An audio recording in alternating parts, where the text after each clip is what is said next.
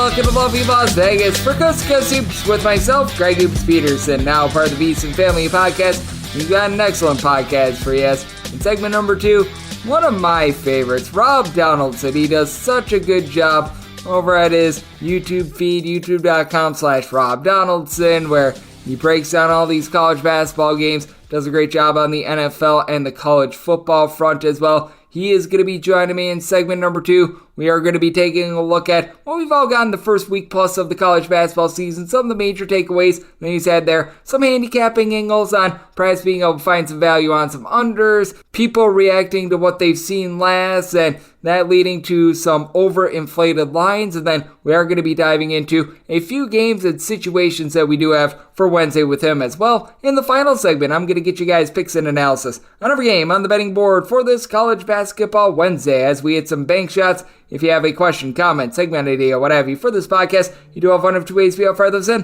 First one is my Twitter/X timeline at Unit_81. Keep in mind, letters EM, they mean does not matter. So as per usual, please do send these into the timeline. And the other way is find an Apple Podcast review. If you rate this podcast 5 stars, it is very much appreciated. And then from there, you are able to fire in whatever you'd like to hear on this podcast via that 5-star review. Really did not get in any Twitter questions today. Always feel free to fire those in. You've heard on the first week plus of the actual return of games, we've been diving in on a lot of those that you have fired in, but we did get a great day of college basketball on Tuesday. It's a very unique handicapping angles and situations. So let's dive in on it, try to find some trends, and try to get to know these teams a little bit better. Games from yesterday is Greg buzzing about. Here is the rowdy recap. I'll probably have a little bit of cleanup on the podcast tomorrow. I have to do this right around about 7 o'clock p.m. Pacific, 10 o'clock p.m. Eastern because of Greg Peterson experience. That it is from midnight to 3 Eastern time, so I do have to record this before we know the Kentucky game shook out. Iowa versus Creighton is just getting tipped off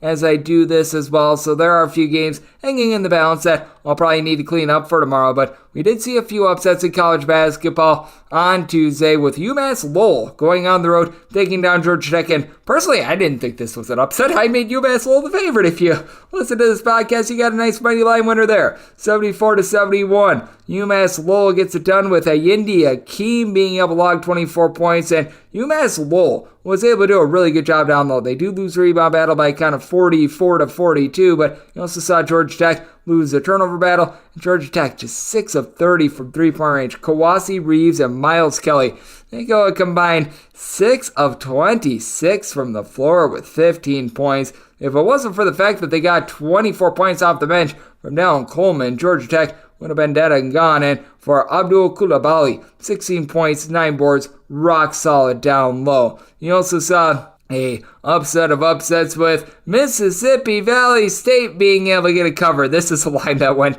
up to like 46 and a half in a lot of spots, and Mississippi Valley State, they cover all numbers, 87-53. Mississippi Valley State, one of the worst teams in all of college basketball, but at this point, it just got ridiculous. UConn showed a little bit of mercy late for UConn. Dominant performance all across the board. Donovan Clingan, 17 points, 3 blocks. He didn't have to play too long in this one. Cam Spencer, Tristan Newton, they combined for 35 points. And hey, for Mississippi Valley State, you had Raekwon Brown put in there 8 rebounds, 18 points. He went 9 of 24 from the floor, so you saw a lot of him throughout the night. In terms of game number 1 of the Champions Classic, like I said, I'm not sure how Kansas versus Kentucky shook out at the time of this podcast, but we do know that Duke got done 74-65. Total got steamed up. It was able to fall under because you saw 51 points in the first half, and for Duke, they were able to feature a lot of Kyle Filipowski in this one. Mr. Filipowski was able to go for 13 points.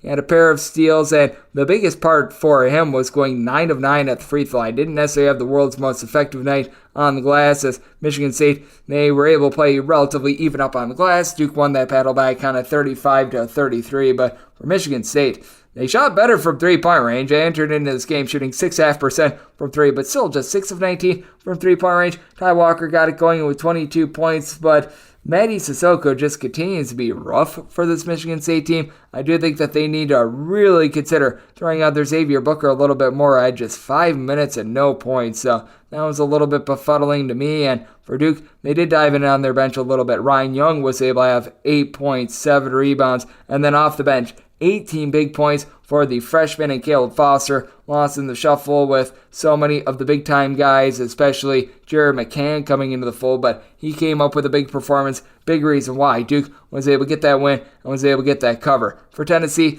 they were north of 30-point favorites against Wofford. It felt like it was a little bit too much. So Tennessee, it does look like they're going to be scoring much more this season. That's another over for them, and they win by a count of 82-61 for Wofford. They go just 10 of 37 from three-point range. They were certainly hoisting them up. You had Corey Tripp go for 19 points, and for Tennessee, Dalton Connect, he continues to connect from three-point range. 18 points for him off the bench. You had Jalen Gainey go for 16 points. Tennessee, really a deep team. They had 8 different guys give you at least 14 minutes in this one. They did a nice job of being able to do a very solid job of winning that turnover battle by a count of 14-8 as well. So a nice win for Tennessee, just a number that got overinflated. And the total in Providence versus Wisconsin, I certainly felt was overinflated at our DK Network write-up picks. They go to 8-2, and if you listen to this podcast, you know that I also like Providence in this matchup as well. And Providence, they get it done at 72-59.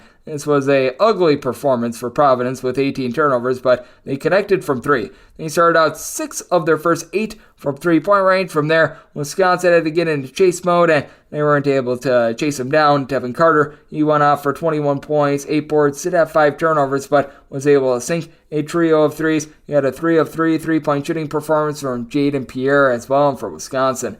Just every single look that they had inside the arc, they just weren't able to get going. They went 5 of 20 from three-point range. Relatively good performance with 11 points out of John Blackwell, the freshman, and AJ Story chips in there 22, but that was 33 of the team's 59 points as Stephen Krull, Tyler Wall, these two guys, they go combined 4 of 14 from the floor. They just weren't able to give you too much, so a brutal showing for a Wisconsin team that they scored north of 100 points in their first game of the season. You knew that was a little bit of an aberration, and you knew that was going to be calming down. This is a game that is going final as I do this podcast. We've got about 2 minutes left in Alabama versus South Alabama, but just a complete dump trucking. This is a game that is going to go under with Alabama. Currently with 2 minutes remaining, they're up 94-42, so safe to say that they got a cover in this one for Alabama. As I record, they went 11 of 22 from three-point range. Mark Sears, 17 points, 5 boards, 5 assists. South Alabama, keep in mind, they lost to non-Division I Mobile to begin the season, so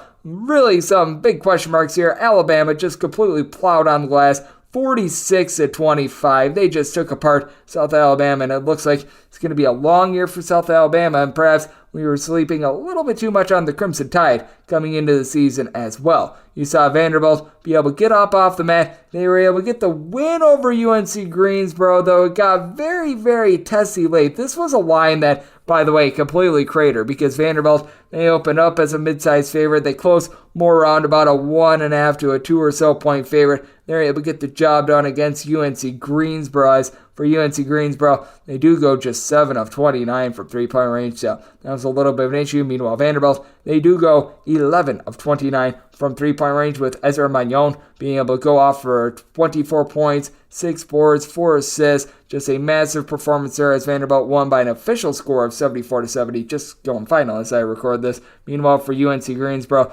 you had the Langley brothers combined for 33 points, but just not a ton around them. Sans the VCU transfer Michael Brown Jones being able to go for 24 points. Very much a top-loaded performance for UNC Greensboro. You saw Arkansas State be able to get to 100 against Alcorn State. Looks like they're going to be playing super-duper up-tempo this season. And if you're looking at the Sun Belt, looks like it's going to be a down year for Texas State. They get completely pummeled by Oklahoma 93-54. Mason Harrell was the heart and soul of that team a season ago. And, well, he's not there anymore. And Texas State went 5 of 20 from three-point range. Texas State lost the turnover battle by kind of 16-12. They lost the rebound battle 43-32. And for Oklahoma, they had Latrey Douthard come off the bench for 14 points. John Hughley, 12 points, 7 boards. And for Texas State, just not looking too rosy for them right now, to say the least. And I do think that they might be in for a little bit of a long year. Doing this as this game just reached halftime. Santa Clara and Stanford involved in a good one, 46-44 at the half, as Stanford,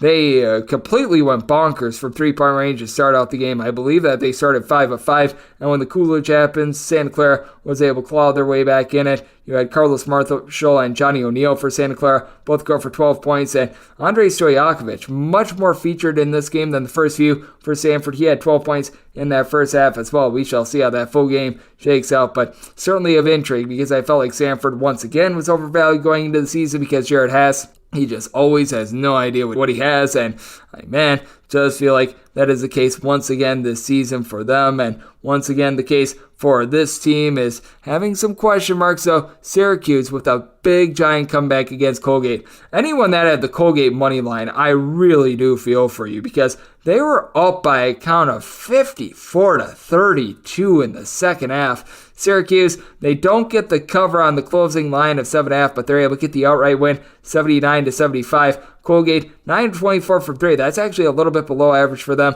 You did have Keegan Records along with Braden Smith, both have double-doubles for the Raiders. For Smith, 14 points, 8 assists, 11 rebounds. He very nearly had a triple-double. And for Records, 17 and 13. But for Colgate, 19 turnovers to those of Syracuse at 7. And for Syracuse, you're able to have 25 big points out of Chris Bell to be able to lead the way along Judah Mintz, chipping in their 23 points. So even though Syracuse goes just 9 of 32 from three-point range, they're able to stave off what would have been a pretty rough upset for them. And I mean, one of your best cover teams in all of college basketball the last few years has been Hofstra. They fall to George Washington by a count of 71-60. I do think that we might see a little bit more of a slow tempo style from Hofstra this season now. I do think that they'll shoot better than 7 of 27 from three-point range, especially against the George Washington team. I call it what it is. They weren't necessarily the world's greatest defensive team a season ago, but James Bishop IV, he's going to be a problem out there in the Atlantic 10. Did have 6 turnovers, but he was able to go off for 17 points as well, so a little bit of intrigue on that one. And then you did see Virginia just miss out on a cover against North Carolina A&T. This is a number that got up to right around 30-30.5, 80-51 the final. A&T is in for a long year, by the way, but for Virginia, even though they go 54% from the field, they were able to win the rebound battle. 42-24, they're unable to cover just because when you have these slow tempo teams like Virginia, it does get to be a little bit too much to be able to cover. But regardless, very good performance. 13 points, 11 boards out of Ryan Dunn, who was able to get her done. And only guy for A&T that was able to score was Landon Galasper, who had 18 of the team's 51 points.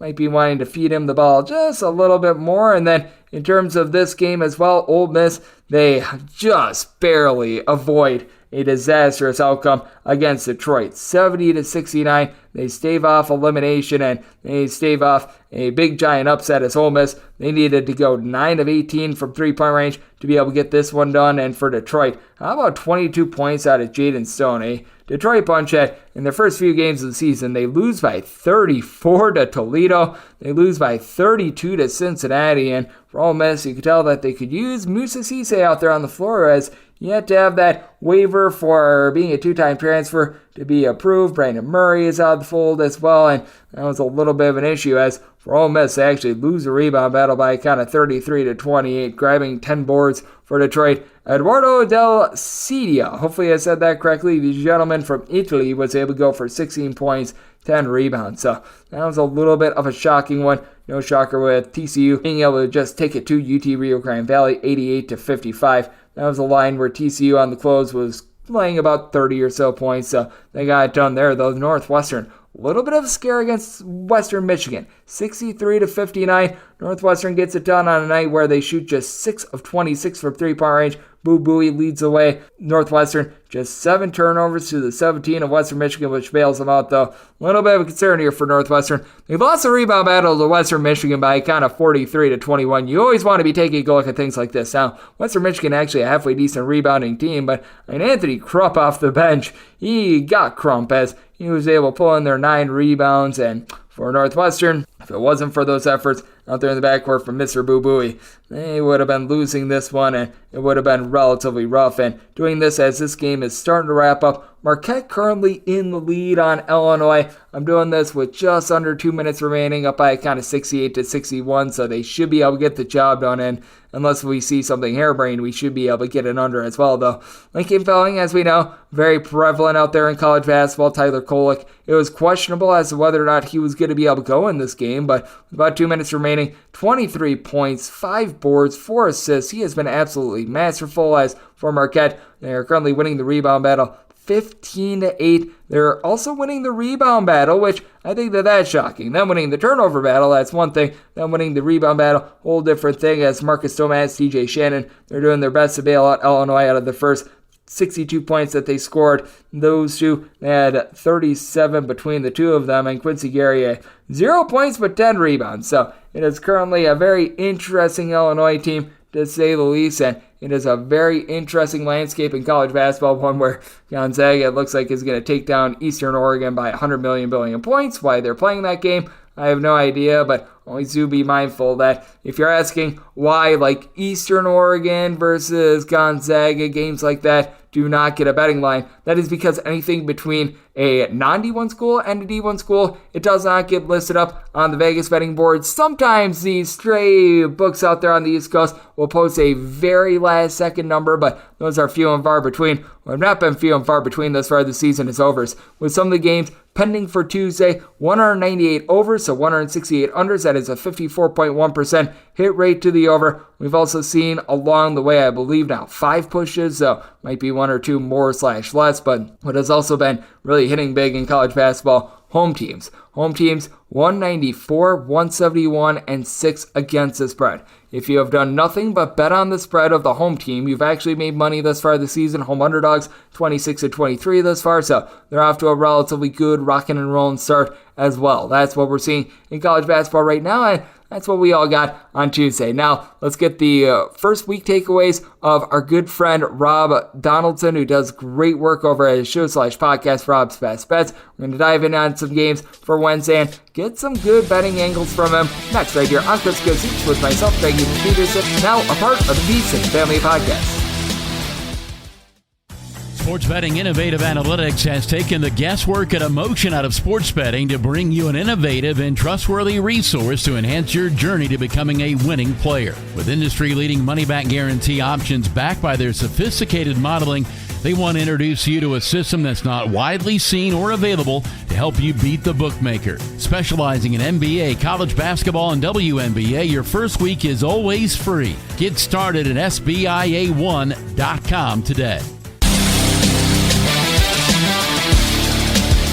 And we're back to lovely Las Vegas for Coast to Coast Hoops with myself, Greg Peterson, now part of the Beeson Family Podcast. It is always great to be joined by this man, as Rob Donaldson. He does absolutely tremendous work taking a look at the game of college basketball. He does a great job over on his YouTube feed, youtube.com/Rob Donaldson, posting up all of his plays, what he's taking a look at for the day. He typically does about 5 or 6 shows a week, and I know he does it for more than just college basketball. During the baseball season, does a great job on that front. Coupled with that, does a tremendous job with regards to his college football work as well, and is a man that you're able to find on Twitter/X at RobDFB altogether. And Rob, always a pleasure, my friend. Thank you. Yeah, thank you for having me on, Greg. And, we're finally in the college basketball season. It is so damn fun. We're already seeing some upsets. We're seeing some great matchups tonight, even as we're kind of recording this on Tuesday before, Kansas and Kentucky and Michigan State and Duke. This is just such a great feeling right now. Oh, it is such a great feeling. And when it comes to the feeling around college basketball right now,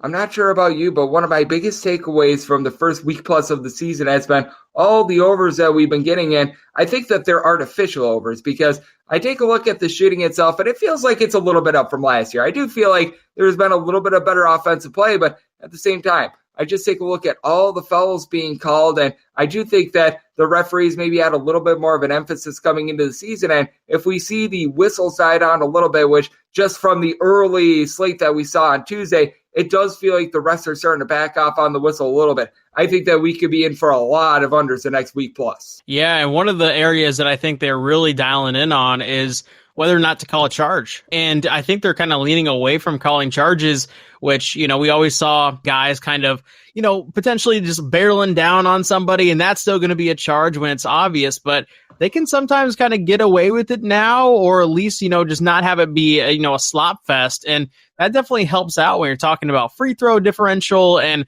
just total free throw shot in a single game, which I think honestly is what kind of boosts up a lot of these overs half the time. Yeah, it certainly does. And I do think that it is something to take a look at as well, because I'm not sure about you as well, but it feels like a lot of slower tempo teams, like we were seeing it in the Wisconsin versus Providence game, they were getting totals that were opening up in the mid 140s. That one closed more around about a 141, 142. But when you see that, I think that being able to rely upon teams that have a very long track record of success, like I just mentioned, Wisconsin, 271st or lower in the country in possessions per game since the beginning of the 2007-8 season, I would call that a track record of success. I do feel like that's something that we can bank on early in the season. And if these totals get inflated based on the first week plus of the season, I think that that's a very good place to be able to strike. Yeah, and if you're not, Iowa or Creighton or one of these crazy offensive teams, early on in the season, when you're kind of meshing in a lot of different parts, effort defensively and just effort overall to kind of earn your minutes early on and establish yourself in the early goings is really what it comes down to. I think that also plays a massive part. And with these neutral site games, we're going to see teams traveling all over the country. Some going to the Big Island, some going across the country. We're seeing even teams travel across the country for non-tournament games right now as well. Those jet lag factors, that effort factor, and just a lot of infusion of, well, you have a lot of senior guys or junior guys or upperclassmen now mixing with talented freshmen because of the transfer portal being a heavily prevalent thing in college basketball now, but also the high school ranks didn't go away. Young talent is still being infused into this league. And now it's just kind of a battle of, hey, I want my minutes. I transferred here to get my minutes, and I'm going to do my best to stay on the floor. Oh, absolutely. And we are seeing some freshmen having a good run of things in general. As joining me on the show, we do have Rob Donaldson. He does amazing work taking a look at this great game of college basketball. He is joining me right here on Coast to Coast Hoops. And Rob, when it comes to what we are seeing in college basketball as well, we have been seeing quite a few upsets, as you were alluding to a little bit before. And what do you attribute this a little bit more to? Because I feel like it's been really interesting in that we've had the top teams come on full force. The amount of teams that have been like 25-plus point favorites being able to win, being able to cover, that has been very much there. But at the same time, it's more of these middle of the road, like ranked 20 to 25 teams, sans really Michigan State, that have not been able to come through. And I do think that it's a case where we do have a creme de la creme, and then more towards the middle of the road, we do have just a lot of teams that are very equally matched when it comes to like maybe 25 through 75. Yeah, and I really do think this is going to get ad nauseum in terms of how much we talk about it throughout the entire season. But I think you really have to look at the transfer portal as just an ultimate game changer in college basketball. I mean, even James Madison, and not only for just the high major teams getting players and quality players from the lower levels or these mid majors, but also just kind of those mid majors that are maybe on the higher tier. Look at like a James Madison, for example. They're getting guys who are transferring down from high major ball to get more minutes on their team. And they're also getting some of the lower level mid majors who are kind of going up and trying to get into at least that mix and trying to earn their minutes that way too. Some of these teams who are in that middle, like you said, like that 50 to maybe 85, 75 range are getting transfers and a lot of talent from both sides of the coin, along with their freshmen and their recruiting.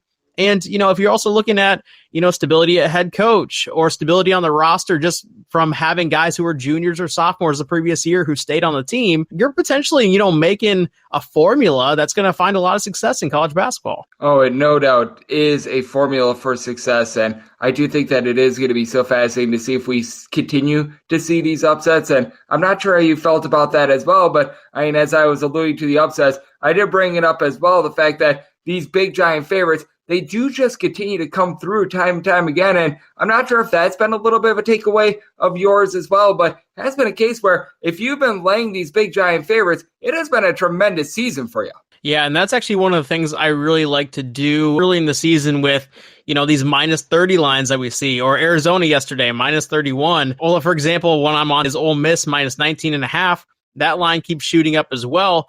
And I really do think you can catch a lot of value there because a lot of people are going to be scared to bet it. But the people who are betting it know that over the years, that's just something that really does take place. And especially if you know these mid-majors and know which ones to potentially stay away from, or if you see a team like in Northwestern State, for example, where, last year you look at the record, or if somebody just kind of goes on ESPN, turns back a year and sees, oh, this team was really darn good. They almost made the NCAA tournament.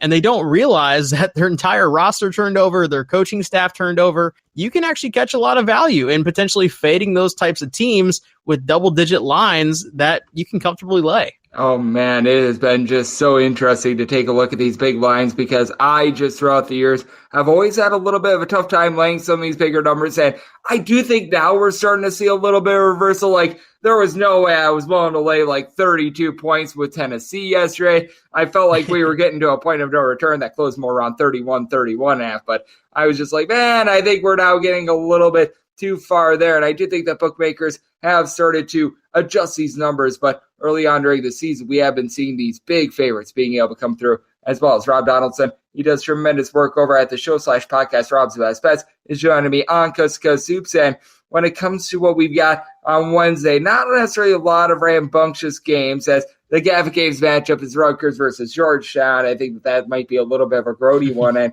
our lone ranked matchup is Texas versus Rice, with the Owls between 18.5 and 19-point underdogs, totals between 154.5 and 156. And what do you make out of a matchup like this? Because with Texas, we remember under Chris Beard, they were more of a slow defense-oriented team, but we saw them play a lot more up-tempo last season. We saw them play a lot more up-tempo when the coaching change to Rodney Terry was made, and you've got a Rice team that obviously over the last few years, they've been playing super-duper up-tempo. Talk about full circle, and you just kind of mentioned it. I think last year in December when Texas played Rice, that was the first game where Rodney Terry took over and the whole Chris Beard scandal stuff started to leak. I might be wrong, but I know it was around that time. Just watching that game, I remember Texas was laying something like 24.5 points, and Rice forced that thing to overtime and even had a game-winning shot attempt to potentially win the game in regulation. Man, Texas barely hung on. So now you look at them kind of laying 18.5. Is there some built-up trauma there? I mean, like, maybe. I do think Rodney Terry is going to be a little bit more prepared this time around.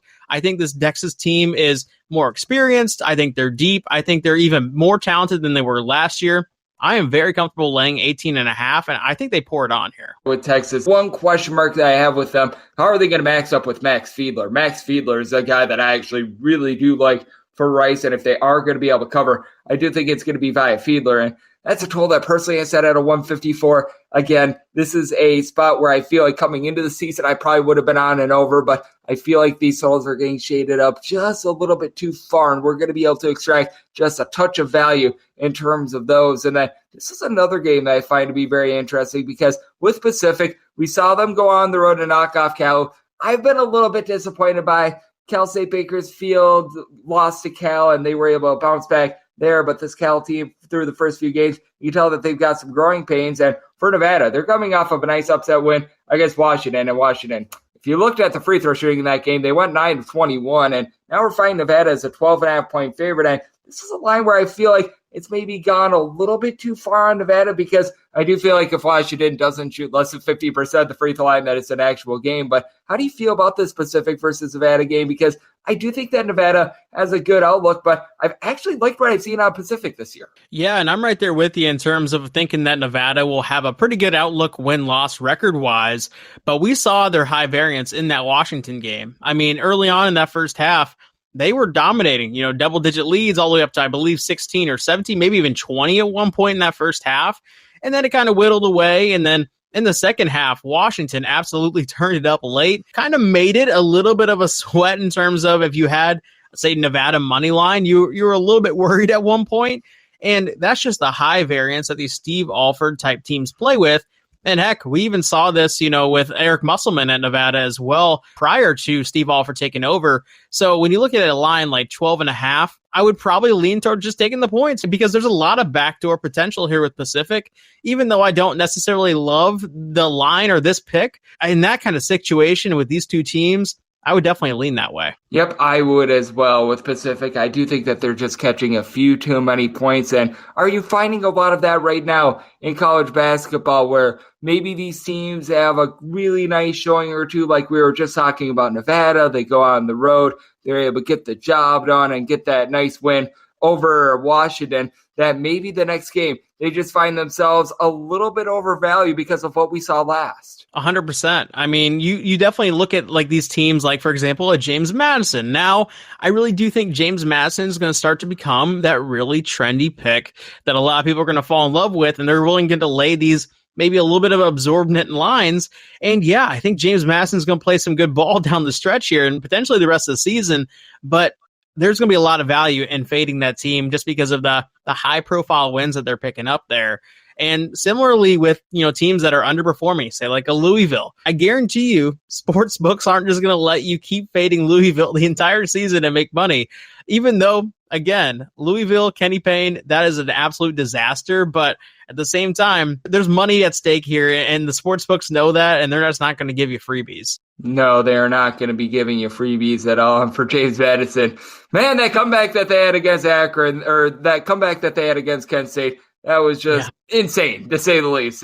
Be able to erase a 2-possession deficit in under 4 seconds, you just don't find that every day. And as a matter of fact, you don't find that like every week in college basketball. It's trying to be on the show. We do have Rob Donaldson. He does a tremendous job with his show/podcast, Rob's Best Bets Show. And Rob, when it comes to just teams in general that maybe you're finding yourself a little bit more stock high, stock low on after the first week plus of the season, are there a few that do come to mind? Because certainly James Madison is one of them. I agree with you that they might be a little bit overvalued, but man, this is a team that has come out in full force, and I've loved what I've seen out of them. But are there a few teams that just come to mind to you that maybe you had in a little bit of lower regard that you've had to make some adjustments on? It's kind of interesting. I think a lot of it's going to play into, where these spreads are lying, because one of the teams that I was a little bit low on, but immediately I picked up on some just improvement from their roster and what their actual output was Michigan. And that's why I actually laid a pretty hefty bet on them against St. John's. I just feel like this team feels different. And that's weird to say, when they had potentially, they lost Hunter Dickinson in the offseason. They were potentially bringing in Caleb Love, and that fell through potentially because of academic reasons. And it just kind of felt like this team was all discombobulated, especially when Juwan Howard had his surgery, and now, Phil Martelli is taking over the head coaching reins. There's a lot of uncertainty with Michigan. A lot of people are putting them at the bottom of the Big Ten, me included. And now I'm looking at this team, and I'm thinking to myself, these guys have the guards. They have some bigs that can play down low. They can run with you. They can defend. I'm a little bit more bullish on this team than I definitely was at the start. And then, if you just want to kind of look at some teams who I was kind of a little bit bullish on, but had them in the middle of their conference that I think are just exceeding all expectations so far for me, I'm looking at a team like Utah and potentially even Colorado out of the Pac-12 there, because I think both those teams have the pieces to potentially make a run, and just terms of, dimensions of their guys, the talent of their guys, the scoring, the defense, and they have shown up and shown out in the early goings. And I'm excited for conference play to start up and them to kind of play off against these ranked opponents and do well, in my opinion. Yeah, I do think so as well. I'm in agreement with you on that one. And when it comes to the slate that we do have for Wednesday, not necessarily a lot of ranked teams out there. I alluded to the one that we do have in Texas, but is there a few other games that you take a look at and you think that there might be a little bit of value on? We're starting to get a few neutral court games. I think that Nicholls versus Denver game is one of them. So we're starting to see that take hold. But anything else that's just really popping out at you in general? Yeah, I think you kind of mentioned there with Nicholls State and Denver. I mean, obviously Nicholls is coming off of a big upset win over LSU on the road at LSU. And now they're only laying 1.5 and essentially, a pick'em spot. I think that's going to be a popular pick amongst the public tomorrow, just in terms of betting Nicholls State money line. I'm also looking at South Florida laying a pretty hefty number, 17.5 against Central Michigan. This Central Michigan team lost a lot of talent from last year's roster, including Reggie Bass, who was their best player, in my opinion, last year. And South Florida is just inheriting essentially Kennesaw State and the roster we saw from them last year, but they're also retaining some pieces from South Florida that I really thought were impressive last season as well. Man, if you want another sleeper just kind of in a middle type conference that is going to potentially be a cash cow for you, I think South Florida is definitely one of those teams. Yeah, South Florida, I think, is a very fascinating team because, as we know, Abdul Rahim, he comes over from Kennesaw State and all that they were able to do a season ago. So I'm right there with you. I do think that South Florida has quite a bit of value because a lot of times with these new coaches, there's a lack of chemistry. We're seeing it with Providence, having three guys come over along with Kim English from George Mason. You've got a similar situation with South Florida. I do think that those are teams to hone in on, and we always want to hone in on great guests on this show. And Rob, you are certainly one of them. You do an amazing job when it comes to college football, college basketball, baseball, and so much more. So let the good people at home know what's all on tap for you and how people are able to follow along on social media and other platforms. Yeah, well, thank you for having me on, Greg. It's always an absolute, fun time to talk ball with you. Definitely one of my favorite shows to go on and one of my favorite people to interact with, and you do a great job with this thing. And in terms of just how you can follow me on YouTube, you can follow my YouTube channel, Rob Donaldson. I try to post Monday through Friday, just my picks for the next day. And also I'll have early college football and NFL picks put out as well.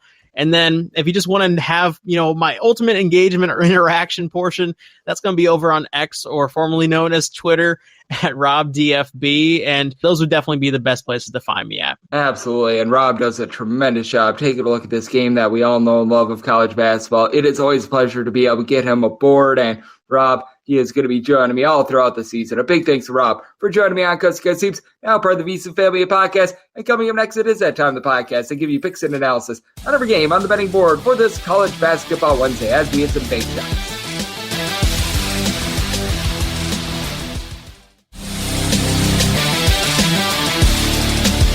And we're back here in lovely Las Vegas for Coast to Coast Hoops with myself, Greg Gibbs Peterson, now part of the VSiN Family Podcast. It is always great to get Rob Donaldson aboard. He does an amazing job taking a look at this game that we all know and love of college basketball. I know he does a great job with his show/podcast, Rob's Best Bet Show. He's out there taking a look at the game of baseball when that's in season. Then when that wraps up, does a great job on the college basketball front and also does a terrific job gauging the game of college football as well. So big thanks to Rob for joining me in the last segment. Now it is that time of the podcast. I give you picks and analysis on every game on the betting board for this College Basketball Wednesday as we hit some bank shots. Most financial establishments close at a certain time, but not here. It is time for a side and total on every game on today's betting board bank shots.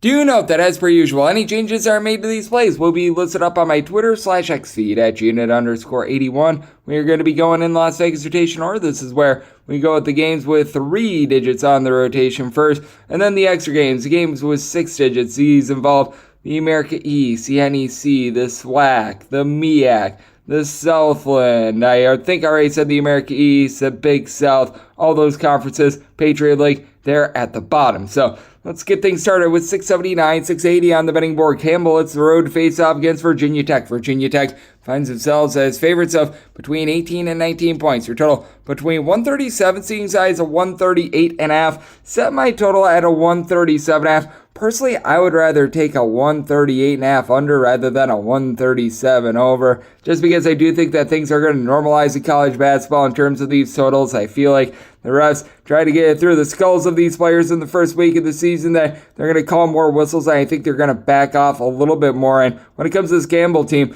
I think they're able to hold in there just by a hair because they do have a guy by the name of Anthony De La Rosa. He's been able to give you a combined 49 points in the first 2 games of the season, 6.5 boards. I like his overall game. Campbell does lose a few guys like Josiah Lucane, along with Jay Powell from a season ago, but you do have to like the man of mystery coming over from Lithuania, Judmanas Mukasekis, who has been able to give the team about 10 points per contest. He's always been a solid 3-point shooter. Has always been someone to provide a little bit of versatility, but I feel like he's coming to the forefront a little bit more now. And when it comes to the flip side for Virginia Tech, they are trying to replace Justin Mutz and all the versatility that he had. Lynn Kidd looks like someone that they're going to be featuring a little bit more down low after he was a little bit more of an afterthought over the last few seasons. You've got a good point guard in Sean Badula, and for Virginia Tech, I do think that the defense should be a little bit better this year. Like last year, the offense was still solid. They were still able to knock down a whole bunch of threes, so now they're without Darius Maddox from a season ago. They did a nice job being able to break up someone like a Tyler Nickel and Hunter Couture being healthy.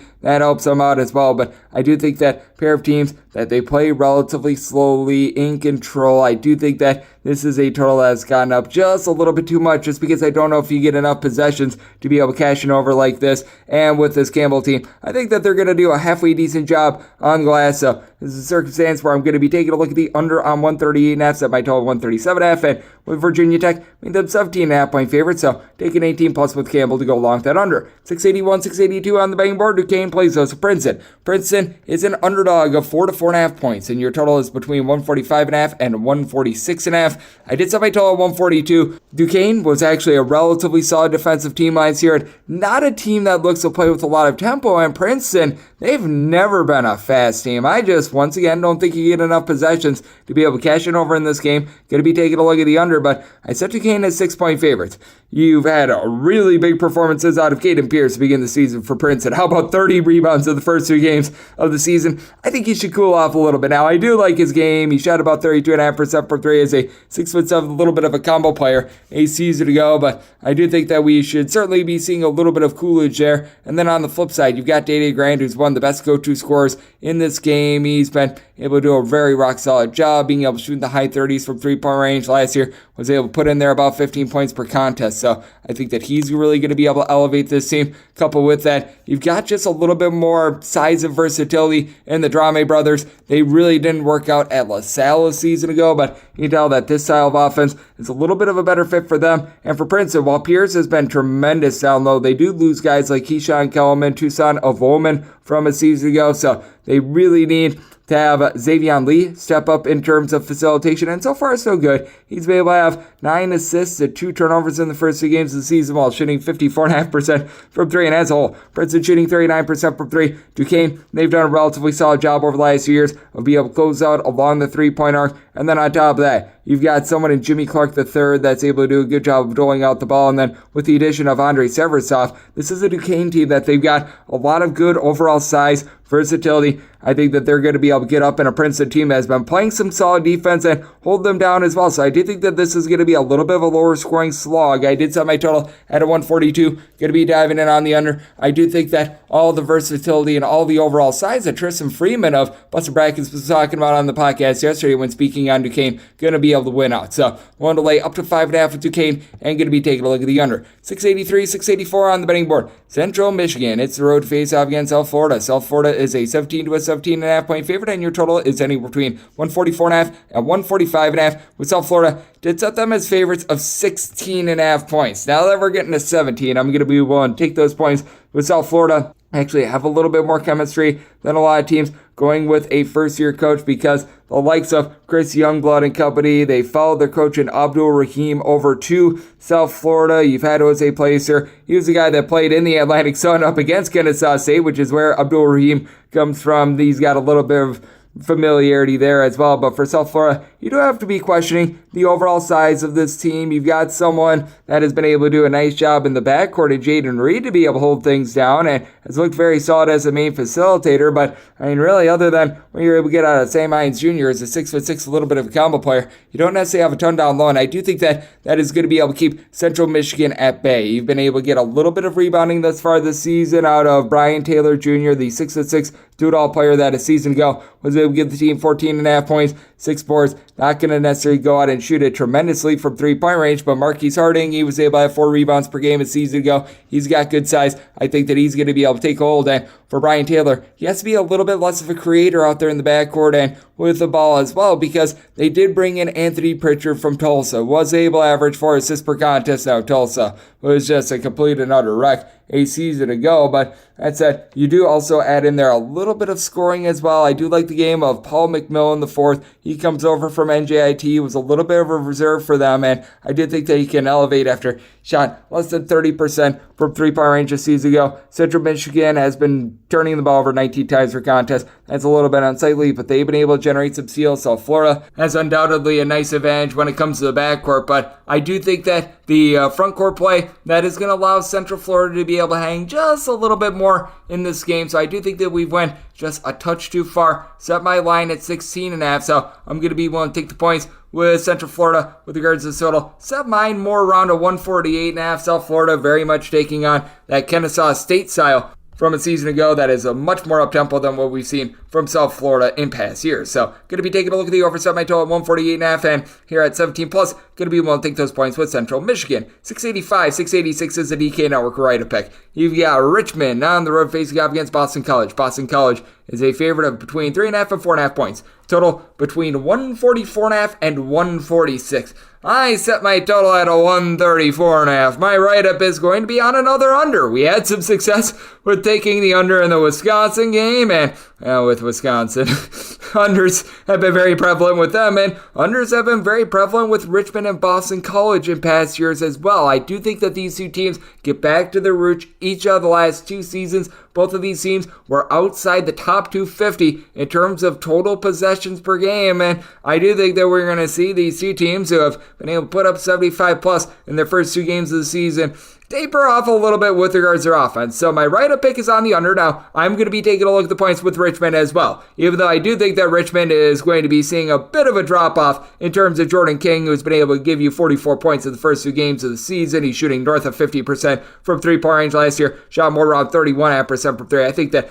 he'll probably end up shooting more in the mid-30s from three-point range when it's all said and done. I do think that they're going to be able to hang in there with the Boston College team that does have the best player out there on the floor. Quentin Post, this guy is awesome. He's a 7-footer that's able to give you 20.5 points, 6.5 boards. He's able to pop threes, and once again, we should see some regression from him, going 5 of 7 from 3 to begin the season. I think that Quentin Post, no doubt about it, for a 7-footer, shoots it well from 3. Not 71+% good from 3, and right now Boston College, they themselves are shooting about 35.5% from 3 after they shot as a team last year 27.7% from 3. And oh man, they really didn't add a lot of pieces in the offseason. They brought in Claudell Harris Jr. He was a solid double-figure scorer over at Charleston Southern a season ago, but I mean, he's about a 33% three-point shooter. Not a bad shooter, but I know, stretching the imagination, is he amazing? They've actually got a freshman that has been able to make some big noise early on, Donald Hand Jr.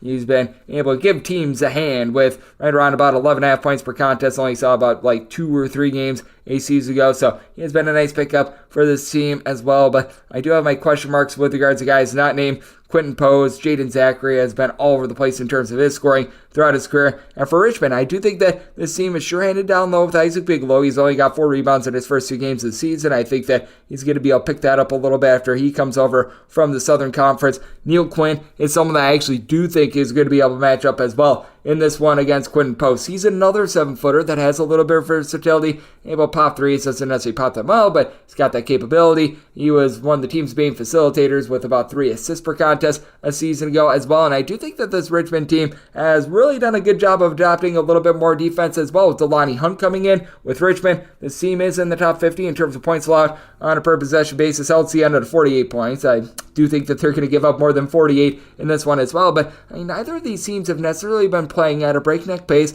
I do think that things are going to be much more in control than what we've seen in the first 2 games of the season. I do think that because Richmond is going to be able to do a good job of matching up with Post with Neil Quinn, that is going to be able to allow them to hold in this game. I set Boston College as a 2.5 point favorite, so we'll take north of 3 here with Richmond, and my DK Network right to pick, going with another under today. 687, 688 on the betting board. Cleveland State is going to be playing against Canisius. Canisius is an underdog of 7 to 8 points, and your total, you're finding that right in the neighborhood of about 144.5 across the board, and with this Canisius team, set them as 7.5 point underdogs, so we're right in the middle of where I made my number. Personally, I would rather take 8 before I would rather lay 7. And the big reason why is that Cleveland State was one of the worst teams in college basketball last year in free throw shooting. And when you have a spread of right around 6, 8, you're even able to go down to 4 to 5 points. That means that there's probably going to be some late game free throws. And I have a tough time trusting in Cleveland State at the charity stripe. This far this year, they're shooting about 71.5% at the free throw line. It's a skoge better than they were a season ago. They have been able to get some nice production out of Tay Williams this far through 3 games. He's shooting 50% from 3 after he shot 16% from distance a season ago. Able to do a solid job down low. Tristan and Aruna, he's a very good, versatile player that a season ago led the team in a lot of categories. 15.5 points, 6.5 boards, a block, a steal per contest. He's filling it up once again this season, but we've also seen him be able to do a solid job of doing everything except three-point shooting. As last year, he was like a 20% three-point shooter as well. They have been able to bring in Tevin Smith from Denver to be able to help out a little bit with that outside shooting. Shot about in the low to mid-30s from three-point range the last 2 seasons, but I do think that Canisius is a little bit of a new-look team that even though they do lose a few pieces from a season ago, like Jaco Fritz and company, you've got another Fritz in the fold, and his brother, Yuri Fritz. He's a 6'9" gentleman from the Netherlands that has been able to give this team a little bit of versatility after he was a bit of an afterthought last year, limited to 10 games due to injury. He has come in and he's been able to give this team right around 5 rebounds per contest. He pairs up very well with what you've been able to get in terms of the 9.5 rebounds and 11.5 points per game of Frank Mitchell, who has come up from the non-D1 level. It's made an immediate impact. And then the guy that went under the radar in Trey Dinkins. How about him being able to come in after he was a part-time starter a season ago, shot about 34% from three-point range, and he's been able to deliver 33 points in the first 2 games of the season alongside Stavosky, who comes back as a double-figure scorer from a season ago. Cleveland State does a good job of being able to generate turnovers. Canisius is not one of those teams that is going to be looking to generate a lot of turnovers, so that is something to be mindful of, but Cleveland State doesn't necessarily have the size that Canisius does either, so I do think that Canisius is going to be able to hold in this game. Canisius looking to play a little bit more up-tempo, Cleveland State a little bit more of a slower tempo team, but I do think that with Canisius's overall outlook, with their overall roster, they are going to be slowing down just a touch from what they were a season ago. So I do think that Cleveland State gets a little bit more of their slow tempo, but I think that late game fouling could decide the spread. So going to be willing to take 8 here with Canisius. So that might total at a 143.5. So diving in on the under to go along with 8+ here with Canisius. 689, 690 on the betting board. Charlotte plays us to Utah Valley. Utah Valley is an underdog of 3 to 3.5 points. Totals between 134 and 135. I said Charlotte as a 6-point favorite. I'm going to be willing to lay the number. With Charlotte, this team, as we know, they are a very, very slow tempo team, and they did have a very weird offseason with letting go of Ron Sanchez in like the month of June and having pretty much the remaining staff be an interim coaching regime at this point, but I do think that they're going to have some success against a Utah Valley team that's just so new look with Mark Madsen now being out of the fold after he did such a good job with this roster a season ago. I did, as a result, set Charlotte as a 6-point favorite. I'm going to be willing to lay the number. With Utah Valley last year, they were quite a bit of an up-tempo team. This year, you tell that the offense might be a little bit more lacking. They did put up 79 points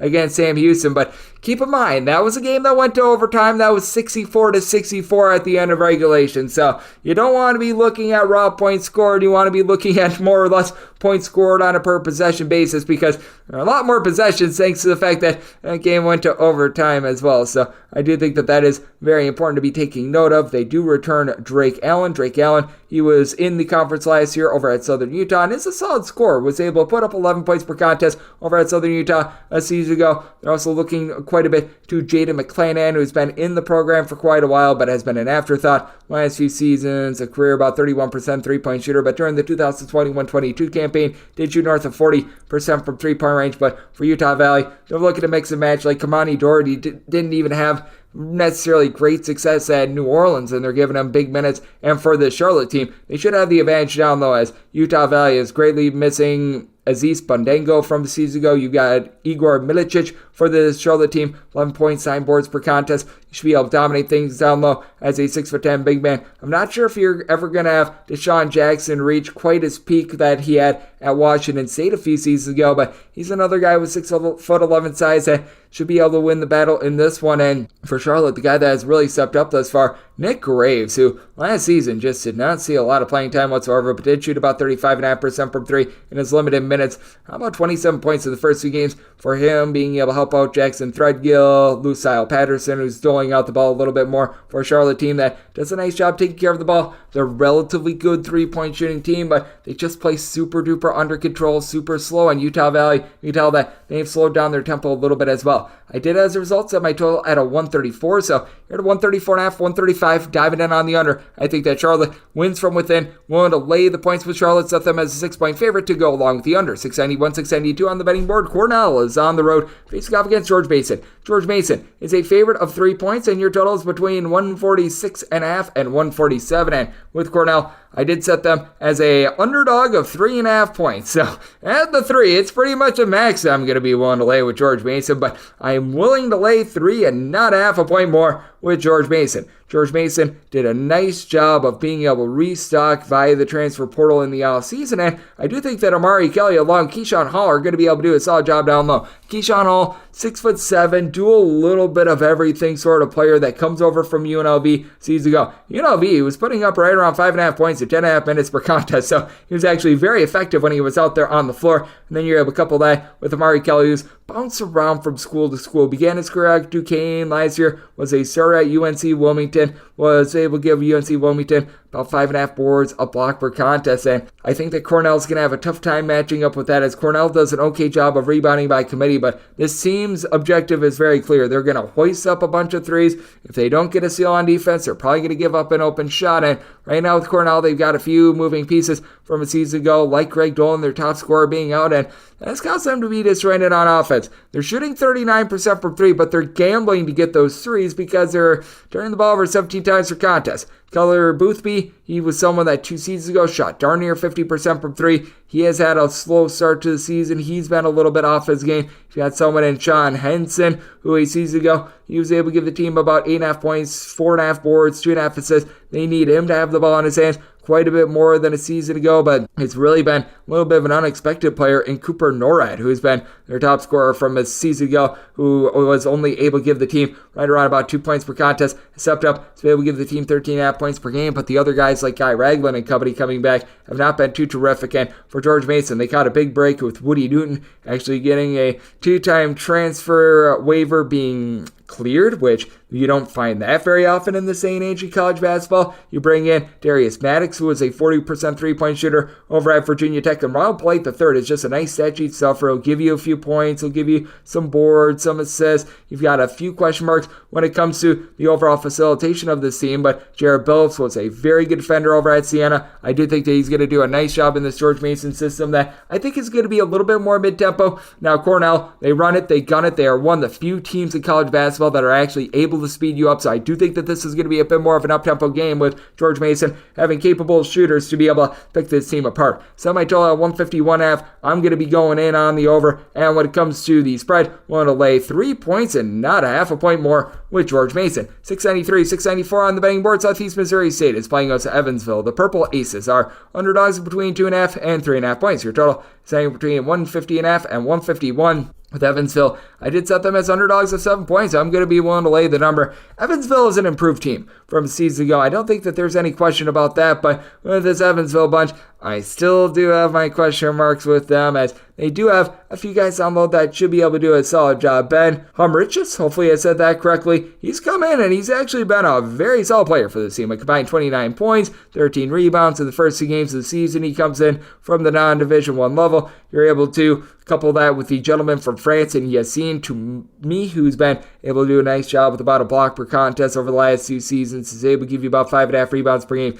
Just don't have a lot of shooting with this team. As far as the season, they've shot about 34.5% from 3. I do think that is going to be tapering off a little bit. Kenny Strawbridge, who came over from the SWAC, he's able to give you a little bit of scoring, a little bit of rebounding, but not a great 3-point shooter. Cameron Hafner, who comes over from Eastern Illinois, he should be the primary 3-point shooter for the team. Shot about 42% for distance a season ago. He's picked up right where he's left off there, but is not a guy that's able to do a whole heck of a lot off the ball. And for Southeast Missouri State, even though Evansville has a bit of improved rebounding from seasons ago, they should be able to control things with Kobe Clark, who prior to going down with an injury last year was averaging about 8.5 rebounds per game. Now for the Southeast Missouri State team, they are in a little bit of transition, and Philip Russell was the top scorer for the team season ago. He is now out of the fold, but Quinn Smart, who began his career at Maryland, was over at FIU. He should be able to give this team a little bit on the outside as a 6'7", little bit of a combo player. And Adam Larson has really been able to step up as well. 6'9", do-it-all player that shot 38% from three a season ago. Wasn't a high-usage guy. He has stepped into a little bit of a bigger role and has done so quite well with his Southeast Missouri State team. They are turning the ball over too much with 16 turnovers per game, but they are generating 10 steals per contest.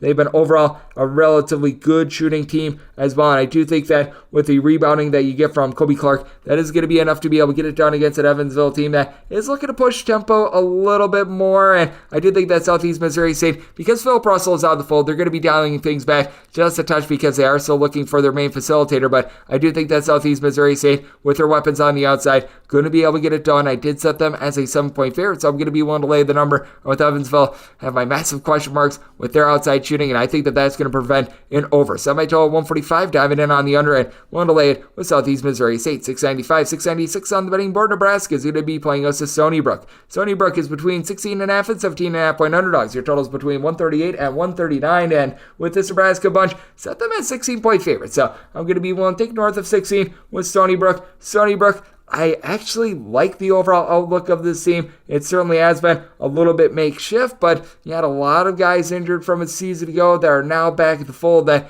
I think are really going to be able to elevate this team. Like Aaron Clark was limited to less than 5 games a season ago. He was someone that at Sacred Heart 2 seasons ago, he was able to give you 15 plus points per contest, was a relatively solid facilitator. So I do think that he's going to be able to step up and have himself a big season for this team. Down low, you bring in Andre Sayu, who doesn't have ideal size at about 6'6", but it's just a guy that's able to go up there, he's able to grab some rebounds, and that's going to be big because Rink Mass was one of the more underrated transfers in all of college basketball, in my opinion. Last year was tremendous at Bradley. At 6'10", was able to shoot in the mid-30s from three-point range, 14 points, 8 boards, 2.5 assists. This guy's versatility is really a game changer for Nebraska. And now you've got Kasi Shomanaga, who's back at the fold after he missed the first 2 games of the season. Did not look like himself, and with Shomanaga, very good scorer, does not do anything other than scoring. You cannot rely upon him for rebounding, assists, anything like that. So that does put a little bit more on the plate of someone like Bryce Williams, who comes in from Charlotte after he last season was very solid at being able to fill it up. 14 points per contest, shot darn near 40% from 3. It's a 6'7", little bit of a combo player. And Nebraska has quite a bit of talent if you take a look at it. But I also do think that Dean Knoll is going to be able to step up for Stony Brook as well. Mr. Knoll, he was over at Cornell 2 seasons ago, missed all of last season due to injury. But last we saw him at Cornell, he was one of their top scorers with about 10.5 points, 3 assists, a steal per contest. He really brings some stability to a backcourt. And you've got on top of that a little bit of versatility with Stony Brook as well, and Keenan Fitzmaurice, a 7-footer that's able to shoot 3. So I actually do think that Stony Brook matches up better than a lot of mid-majors against a Nebraska team that I think against mid-major competition, they're going to be able to go through them quite easily. But Stony Brook, having Fitzmaurice out there to be able to match up against Mass, I think is very big. I did set my total at 144. Stony Brook, I do think might be playing a little bit more up-tempo this year with getting those guards back in the fold. And for Nebraska, even though they've given up a combined 104 points in their last 2 games, and they've given up 54 points or fewer in their first 3 games, this should rise a little bit, as that was against Lindenwood, Rider, and Florida A&M. So I certainly do think that the defense is not going to be looking quite as stout as it did towards the beginning part of the season. I'm looking at the over and going to be willing to take the points with Stony Brook. 697, 698 on the betting board. Illinois State is going to be playing us Eastern Illinois. Eastern Illinois is an underdog of 11 to 11.5 points. Seeing straight 12 out there as well. 142.5 to 144.5 is your total. I said Illinois State as a 10.5 point favorite. I'm going to be willing to take the points with Eastern Illinois. It has been a rough slug for Eastern Illinois the last few seasons. They had that nice triumph against Iowa last season, but past that, this team has just been miring in mediocrity, to say the least. But I do like that they've got Cooper Jacoby in the fold, who last season he was over at Toledo, and I mean, he wasn't like amazing at Toledo or anything like that, but saw a few minutes, and here early on, the 6'7" combo player, averaging north of 11 points, 9 boards. He's really been able to help out this team. And then Tiger Booker under the radar as well. He was over at Tarleton State a season ago where he shot 40% from 3-point range. He's done a good job of being able to facilitate, and they're going up against an Illinois State team that really doesn't do a good job on the glass. You bring in Miles Foster, who I liked over at Monmouth. He was a part of a Monmouth team that didn't have really much else. He had 12.5 points, 6.5 boards, but at 6'7", he has no versatility to his game whatsoever. Got Malachi Poindexter, Lontarius Burford, who are guys that are able to put the ball in the basket, and with Burford last season with right around 2.5 assists per contest was the main facilitator for this team. So you've got your question marks there. They have been looking a little bit more to Dalton Banks to be able to give this team some facilitation. Was a part-time starter over at Southern Illinois a few seasons ago. He's never been able to hoist it up from three-point range, but he's always been a relatively steady hand in terms of not turning the ball over. But for this Illinois State team, not necessarily having a lot of size, stands Mr. Brandon Lee, who he comes in as a 7'1" big man that was glued to the bench throughout his career at Illinois. That's a little bit questionable. And for Eastern Illinois, they've actually been able to retain some of their few pieces from a few seasons ago, as you've got someone in Ruffalo Belize who's able to give you a few turnovers. Dan Lures, he 2 seasons ago shot north of 50% from three-point range. And another Illinois cast-off, Jermaine Hamlin, is right around 6'10". He's able to do a solid job down low as well. So I do take a look at this ordeal, and I do think that Eastern Illinois is going to be able to hold in there. I think that they match up halfway decent on the glass. I like what Sincere Malone is able to bring as a 6'8", little bit of a stretch player as well. So a circumstance where I feel like this total has gotten a little bit out of whack as well. I set mine at a 142.5. You're at a 144 plus. Looking at the under, it feels like Illinois State trying to dial things back, and they have a tough time just taking care of the ball as well. So diving in on the under, and north of 11, taking the points with Eastern Illinois. 699, 700 on the betting board. It is Rutgers, and they play us at Georgetown. Georgetown, an underdog of 8.5 to 9.5 points. And your total, you're finding that anywhere between a 136 and 136.5. It's up by total at 137.5. I'm going to be taking a look at the over with Rutgers. They've looked better on defense in their last 2 games after their first game against Princeton was not necessarily too great. Now, I did take a look at that Princeton game, and I actually think that Princeton is in for a really nice year. So I don't think that that's as bad of a loss as a lot of people want you to lead it to believe. But that said, when it comes to this Rutgers team, I did set them as a 9.5 point favorite. You've got a Georgetown team that is coming off of a horrible loss against Holy Cross, and I do think that Georgetown going to be looking to push a little bit more tempo. They bring in Rome Brumba. He's a former top 150 recruit that has looked halfway decent out there in the backcourt. One of the few guys that really has. He's been able to deliver 30 points, 5 assists, to 2 turnovers in the first 2 games of the season. You've got 2 bona fide scorers in Jay Heath along with Jaden F combined for 25 points. And Georgetown, their issue is not three-point shooting. Through the first 2 games, they're shooting about 37.5% from three-point range. They do have quite a few guys they're able to fill it up. The problem is how they're going to be able to match up down low. Ryan Mutombo has been in the program, a former top 100 recruit, and he has just not developed whatsoever.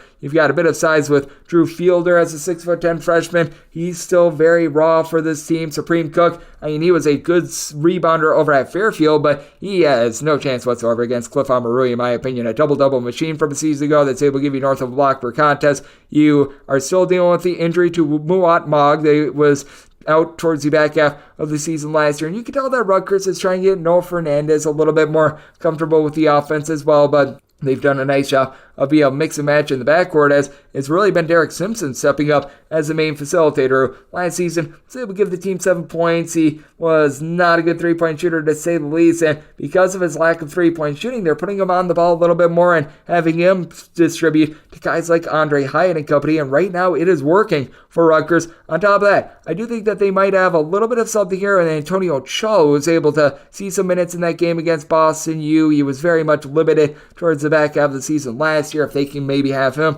as a little bit of a reserve come in to be able to spell Cliff Omarui, that's going to be very good for Rutgers moving forward. And for Rutgers, because they do lose a lot of those guys like Paul Mulcahy, Caleb McConnell and company, their defense, I don't think it's going to be as stout as it has been in past years, but it is tough to go into the rack. I refuse to call it Jersey Mike's Arena. It's the rack, and be able to pull things out. I set Rutgers as a 9.5 point favorite, so at 9 or less, I'm going to be willing to lay the number. And I think that this number is just a little bit too low. I do think that Georgetown looking to push some tempo this year, and like I said, with Rutgers, I do think that their defense just a skosh diminished from a season ago. Going to be taking a look at the over, and one to lay up to 9 with Rutgers. 7-1, 7-2 on the betting board. Rice hits the road face-off against Texas. We give our ode to Lane Kiffin. Go Owls, as the Rice Owls are 18.5 to 19-point underdogs. Totals between 155.5 and 156.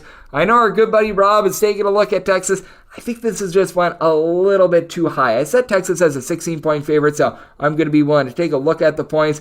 The biggest reason why is that I actually think that Rice is going to be able to have a little bit of a matchup nightmare in this game by the name of Max Fiedler. Fiedler at 6'11" last season was doling out darn near 5 assists per contest, 11 points, 7.5 boards. Not a guy that's going to go out there and shoot threes or anything like that, but I absolutely love his game. And for Texas, you're probably going to have Dylan Mitchell on him. And Dylan Mitchell, in his own right, is a very good, crafty big man at right around 6'8". Not a guy that's going to go out there and pop threes, but was able to give the team right around 3.5 assists, a block and a half per contest. So I think these two guys match up very well with one another. And then obviously the Texas backcourt is superior to that of Rice, as they're clearly missing Quincy Alveri. But Torrey Hunter, Max A. Smith, Theo Horton, these three guys have been able to combine for in the neighborhood about 45 or so points per contest. All of these guys are able to shoot it from three. Hunter probably the biggest liability of the three in terms of their outside shooting, but now getting back Kaden Shedrick in the fold, that does help this team out as well. But you have to wonder what you're going to be able to get out of some of these up transfers like Chundell Weaver and company. And for Rice, I do think that they're staring at something with Makai Mason along with Anthony Selden in the backcourt. Selden comes over from the Big South thus far this season. He's been able to give the team about 11 points per contest. Can be a little bit of an inconsistent three-point shooter, but I do think that Mason is going to be able to do a good job of being able to bounce him out. With Mason, season ago, about 2 assists, shot 37.5% from three with 10 points per game. I like the strides that he is taking. And then you bring in Sam Elajiki, who was able to see good minutes over at Cal. Cal was absolutely terrible last year, but Elajiki is halfway decent, shot 36% from three. It's a 6'7", a little bit of a combo player. I do think that the versatility of Rice, having really everyone out there on the floor being able to handle the ball, I do think that that is going to be giving Texas a few issues. So I'm going to be willing to take the points with Rice, set them at 16.5-point underdogs, and did set my total at 154. I do think that with Texas under the tutelage of Rodney Terry, they are looking to play a bit more up-tempo, but this is still a pretty stout defense that I think matches up better with Rice than most teams in the country. So looking at the under and going to be taking a look at the points with Rice. 703, 704 on the betting board. Portland plays host to Tennessee State. Tennessee State between an 8.5 to a 9.5-point underdog with your total between 157.5 and 159. Set my total at a 154.5. I'm going to be willing to dive in on the under. These were two teams that were in the top 50 last year in terms of total possessions per game, but I do think that the Portland defense is going to be much improved this year than what we saw a season ago, because with Portland, Murphy's Law hit this team. You had just injury on top of injury, and they do bring back a lot of their key pieces from a season ago. Moses Wood, who was a nice, versatile player, he is now out of the fold from a season ago, but still, you're going to be able to bring back someone like a Tyler Robertson, who was able to do a nice job being able to dish out the ball with about 5 assists per contest. He's able to give you a double-figure amount of points, so he's been a mid-30s three-point shooter. Top of that, you've also got Tyler Harris, who comes in as a true freshman at 6'8" and has looked really good through 3 games. 33 total rebounds in these contests. He was clearly someone that a lot of people, including myself, missed on in terms of recruiting. And then on the flip side, Jason Thibodeau is going to be looking to elevate the play of Tennessee State. Spent the last 4 years at Florida, glued to their bench, and he has come in and has immediately made an impact, averaging in the neighborhood of about 15 points, 8 boards, 3 assists in his first 2 games. Love what you're seeing there. E.J. Bellinger, he began his career at Belmont after being a top 250 recruit, just didn't see a lot of playing time in general. And I do think that Mr. Do-It-All, Keon Hodges, who comes over from Eastern Illinois. It was a bad Eastern Illinois team, but he was solid. He was able to shoot in the mid-30s from three-point range, 14.5 points, steal and a half, 3 assists, 3.5 rebounds. He's really going to be able to offer a lot for this team, but I do think that with Portland, they are going to be able to get the job done. But again, with Tennessee State having all that size, having a guy in Hodgins I do think that's going to cause this game to be a little bit closer than expected. And with Marcus Fitzgerald having a lot of starter experience and being someone that for his career shoots in the mid-30s from three-point range, that's going to be enough to be able to keep Tennessee State in this game. I did set this line at 6.5, so being able to get 8.5 to 9.5, going to be taking the points with Tennessee State. And with this total, set mine at a 154.5. I think that Portland going to be better on defense this year than a season ago, and with Tennessee State, they're a much better rebounding team than they were a season ago. So diving in on the under and taking the points with Tennessee State. 7-5, 7-6 on the betting board. Seattle plays host to Northern Arizona. Northern Arizona between 11.5 and 12-point underdogs with your total between 144 and 145. I did set Seattle as 15-point favorites. I'm going to be willing to lay this number with Seattle. They're typically a bit more of an up-tempo team, but Seattle has actually been a top 75 team in terms of points allowed on a per-possession basis the last few seasons, that Northern Arizona is not. Northern Arizona typically finds themselves outside the top 300 in this category, and for Northern Arizona, it's up to really Liam Lloyd along with Carson Tout. And for Lloyd, season ago, he was able to deliver about 6 points, 2.5 assists. You got to be looking at him to be able to dole out the ball quite a bit. And then when it comes to Carson Tout last season, wasn't a primary scorer, but was able to give you 8 boards per contest. But with him dealing with an injury, it feels like he's very questionable to be able to play at best in this one. And that's an issue. You've got Carson Basham. He comes over from Pepperdine, where a season ago he was a starter at 6'10", not necessarily a versatile guy, but he's able to give you a few boards, a block per contest, but it's not really found its footing in terms of this Northern Arizona offense. With Northern Arizona, they're shooting 24% from three-point range after they lost their top scorer in Jalen Cone. And for Seattle, they've got their top scorer from a season ago back in Cam Tyson, who was able to supply nearly 20 points per game a season ago, and everyone else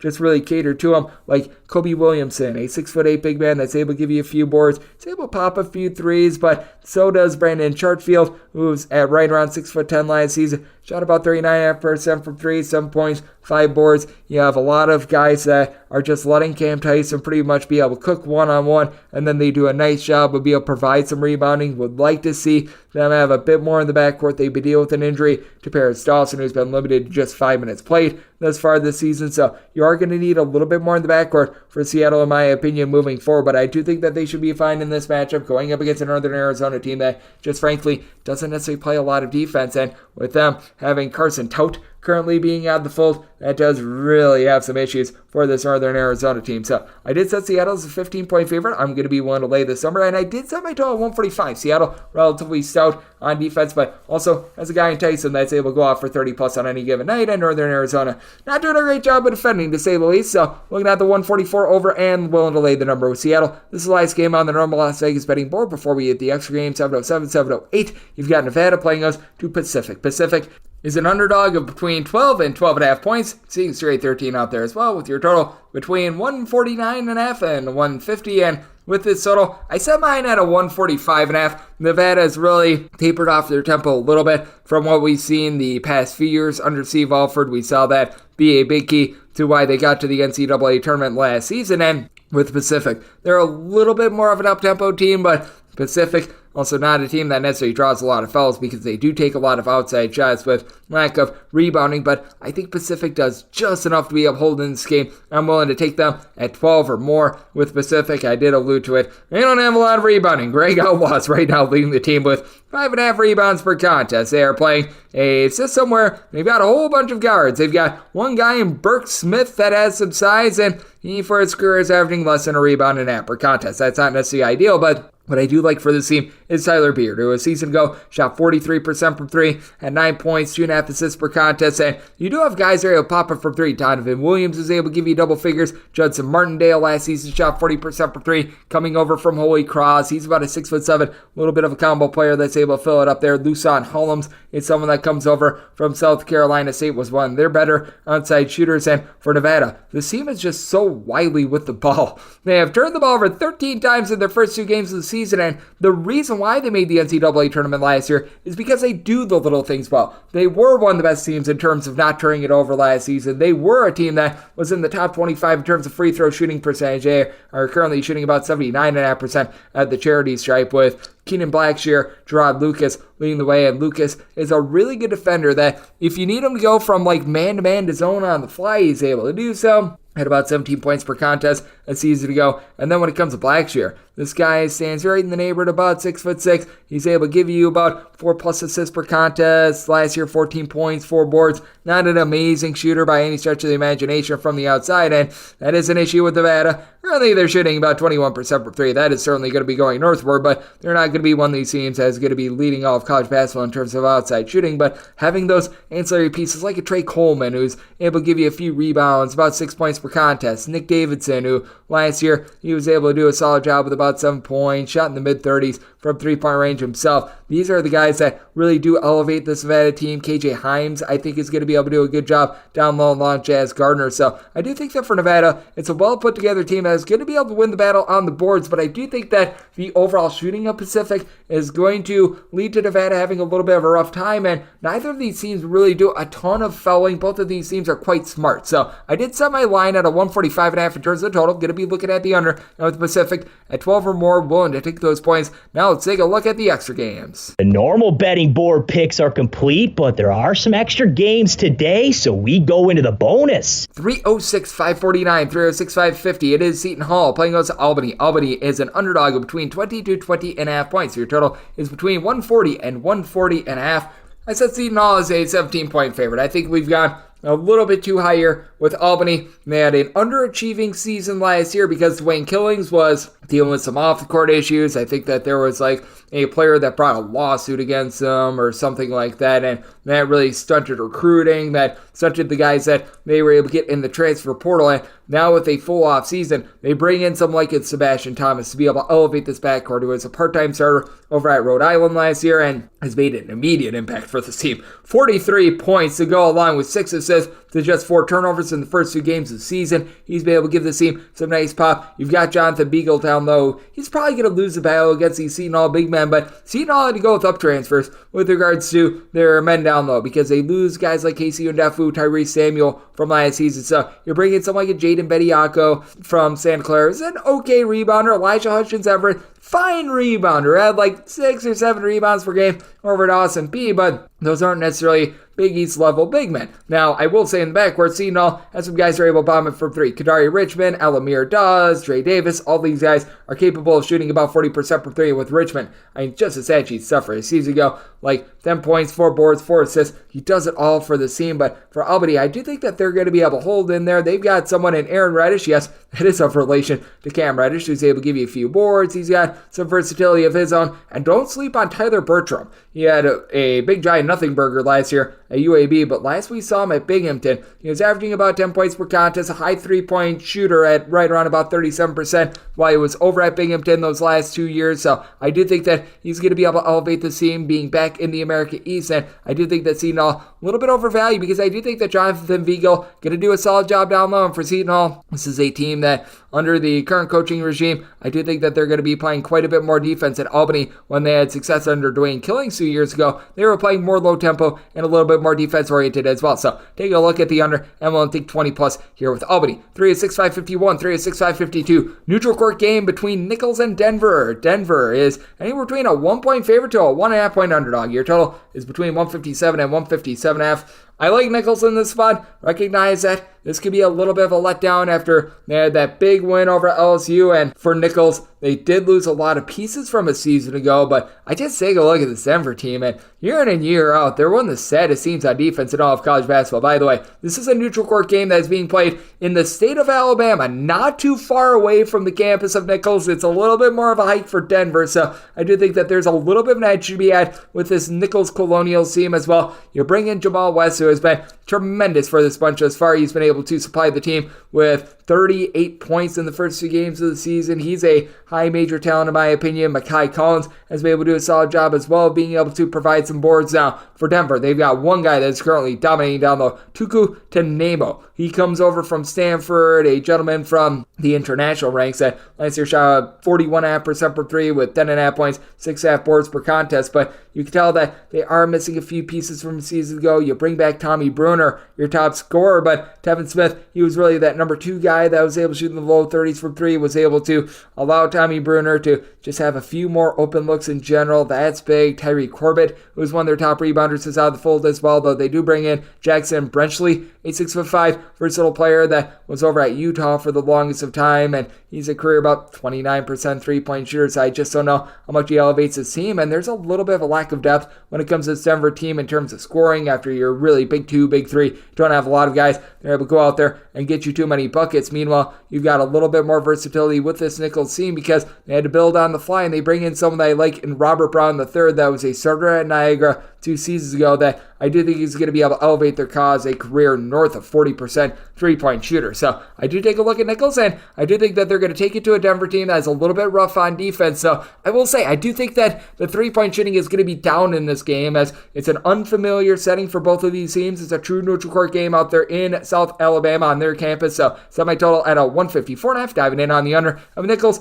Made them a favorite of more around 6.5 points. So going to be one to lay the number / take Nicholls outright on the money line. 306, 553, 306, 554. Binghamton is on the road facing off against Loyola Maryland. Loyola Maryland It's anywhere between about 2.5 to 3 point favorites. Your total on this game is anywhere between 144 and seeing as low as a 143 as well. And with Binghamton, I did set them as underdogs of 5 points. With Binghamton, got a few moving parts from a season ago. Oquavo from down low, he was someone I really liked. He is now out of the fold, so that does hurt to see him a little bit. And for Loyola Maryland, this is actually one of the better, more veteran teams that you're going to find among mid-major college basketball units for this Loyola Maryland bunch. You're bringing back Golden DK, who has been tremendous down low for the last few seasons. Not necessarily a lot of versatility, but 6+ rebounds in each out of the last 3 seasons. You know what he's going to be able to provide, and does give you about 2 assists per contest. Samir Torrens, he does come over from Syracuse, and that's a nice little elevator for this Binghamton team. Was never necessarily a great scorer, but when he was out there, he was about a mid-30s three-point shooter, and thus far, he's been able to give the team north of 6 assists per game. Both of these point guards, though, even though they do give you a lot of facilitation, Deion Perry on the flip side for Loyola Maryland, 6.5 assists per contest.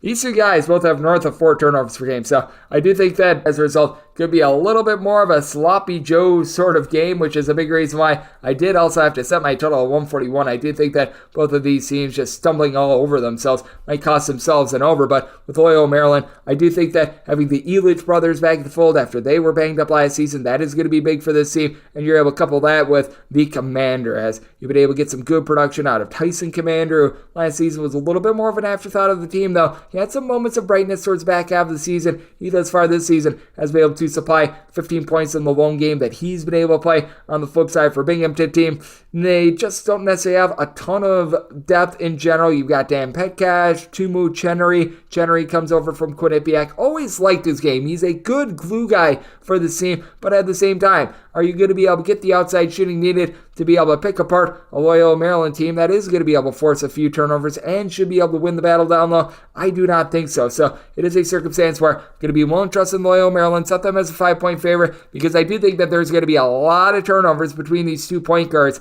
I did set my total at 141, diving in on the under, and I'm going to be willing to lay the number with Loyola. 306, 555, 306, 556. Fairleigh Dickinson hopes to be fairly priced against St. Peter's. St. Peter's is a 1 to a 2 point favorite on the road. Totals anywhere between 138 and 139. With St. Peter's, I did set them as underdogs of 4.5 points. I think that Fairleigh Dickinson should be the favorite. I'm going to be willing to take them outright on the money line with this Fairleigh Dickinson bunch. They do lose quite a few pieces from a season ago when they were able to make that run in the NCAA tournament, but you still do bring back a few fulcrum pieces that did a nice job, like a Sean Moore. Moore last season was able to supply about 7.5 points, 4.5 boards. Fairleigh Dickinson, once again, is quite a bit undersized, but other than Mohamed Sow, stands right around 6'9" for St. Peter's. This is a team that is relatively crafty, and they have a lot of guys that they try to rebound. It's like 6'5", 6'6", do-it-all players. Like Latrell Reed was their main point guard from a season ago. 5.5 points, 4.5 boards, 3.5 assists at 6'3". You've got Corey Washington, who stands right around 6'5", 6'6". He last year gave the team about 5 boards, 7 points. He's picking up right where he left off last season, but St. Peter's just cannot bomb it from 3-point range. Meanwhile, we've got a Fairleigh Dickinson team that has some nice versatility with someone like an Ansley Almoner, who last year shot 38% from distance, 5 boards, 13.5 points per contest. I actually think that Fairleigh Dickinson is a very tough matchup in general for St. Peter's because they match up with them so well, and I do think that Joe Munden Jr. has been a little bit all over the place with regards to scoring throughout his college basketball career, but is able to fill it up in so many ways. He just always finds a way to impact the game. Going to be a nice X factor for Fairleigh Dickinson. Fairleigh Dickinson does seem like they're going to play a little bit more slowly this year, and St. Peter's, with Bashir Mason at the helm, they are going to be one of the slowest teams in all of college basketball once again this year. So if I tell 134.5, I just don't think that you're going to have St. Peter's be able to do their part with this total. I think that Fairleigh Dickinson is a better team. Taking Fairleigh Dickinson outright on the money line and going to be taking a look at this total under 306, 557, 306, 558. Louisville plays host to Coppin St. Coppin State is an 18 to an 18.5 point underdog, and your total is between 149.5 and 151. Coppin State is probably a bottom 5 team in all of college basketball. Even against a bottom 5 team in all of college basketball, Louisville should not be laying this number. I set Louisville as an 11.5 point favorite. I'm going to be taking the points with Coppin State. Now, once again, Coppin State, they don't do necessarily a whole heck of a lot great. You've got Malik Battle, who came in from Charleston Southern a few seasons ago. It looks like he's finding his footing a little bit more with this Coppin State team, and I do like what you're able to get out of Justin Winston as well, a guy that began his career over at Robert Morris, along with St. Bonaventure, was actually a starter at St. Bonaventure a few seasons ago. They They need him to do a little bit more than what he is right now, averaging about 11 points per contest. Has been a career 33% three-point shooter as a 6'8", little bit of a combo player, but you know what? This is just an ordeal where Louisville, they're very sloppy with the ball when they are actually scoring. Their defense is looking just absolutely putrid. When their defense is on, they can't find a way to buy a bucket to save their lives. Now, with Louisville, they are going to have an advantage down low with Brandon Huntley-Hatfield, giving you 24 rebounds in the first 2 games of the season. He is by far the best rebounder in this game. But for Louisville, they're shooting 25% from 3. They have no ability from the outside. They have no real point guard that you can rely upon as well. They bring in Sky Clark, but he is sometimes a little bit all over the place. He's had about 3.5 assists per contest, but he's also had 3.5 turnovers per game as well. And for this Coppin St team, they're not amazing at being able to take the ball away, but you know what? You present them with open opportunities, and they're going to take them. And I do expect a little bit more from the St. Francis of Pennsylvania transfer, Zaire Harrison, who he saw a few starts a few seasons ago at St. Francis. Last year, he was just out due to injury in general. Not necessarily too much of a primary scorer, but at 6'5", is able to handle the ball, get the ball in the hands of guys like Greg Spurlock and company. So I take a look at this Louisville team. Even though they have Brendan Huntley-Hatfield down low, I don't trust in this backcourt whatsoever. And I do think that this is going to be a game where defense goes to die. We saw Louisville give up well north of 80 points against UMBC and get destroyed by Chattanooga. So it is a spot where I did set my total more around a 153.5. I think this is an up and down game. So looking at the over, and won't take the points with Coppin St. 306-559, 306-560. Ohio State, the Ohio State University, plays versus Merrimack. The Merrymen are between 20.5 and 21.5 point underdogs. Totals between 133 and 133.5. Realize that Merrimack is called the Warriors and not the Merrymen, but they should be called the Merrymen, and I'm willing to take the Merrymen here. I set my line at an 18.5. For Ohio State, a little bit of concern in the early part of the season with the way that they did play against Oakland. They are going to be able to dominate down low, and you do want to be taking note for this Merrimack team. We did see Jordan DeCock. He is really the top scorer for this Merrimack team, returning from a season ago. He played just 12 minutes against Maine, and I am expecting him to be out of the fold. He took a little bit of a spill there. I have yet to see any sort of a update, but I would say assume him out until further notice. So that does put Merrimack behind the 8 ball, but even without him in the fold in the second half of that game against Maine, you still have a few guys that are able to step up for this team. The biggest of which, Samba Diallo, who has been in college basketball for seemingly 700 years, but this guy's able to do a nice job down low, has really taken a liking to this Merrimack style, which we all know this Merrimack style. They are going to be playing that amoeba zone. They are going to be looking to seek out turnovers, generate steals.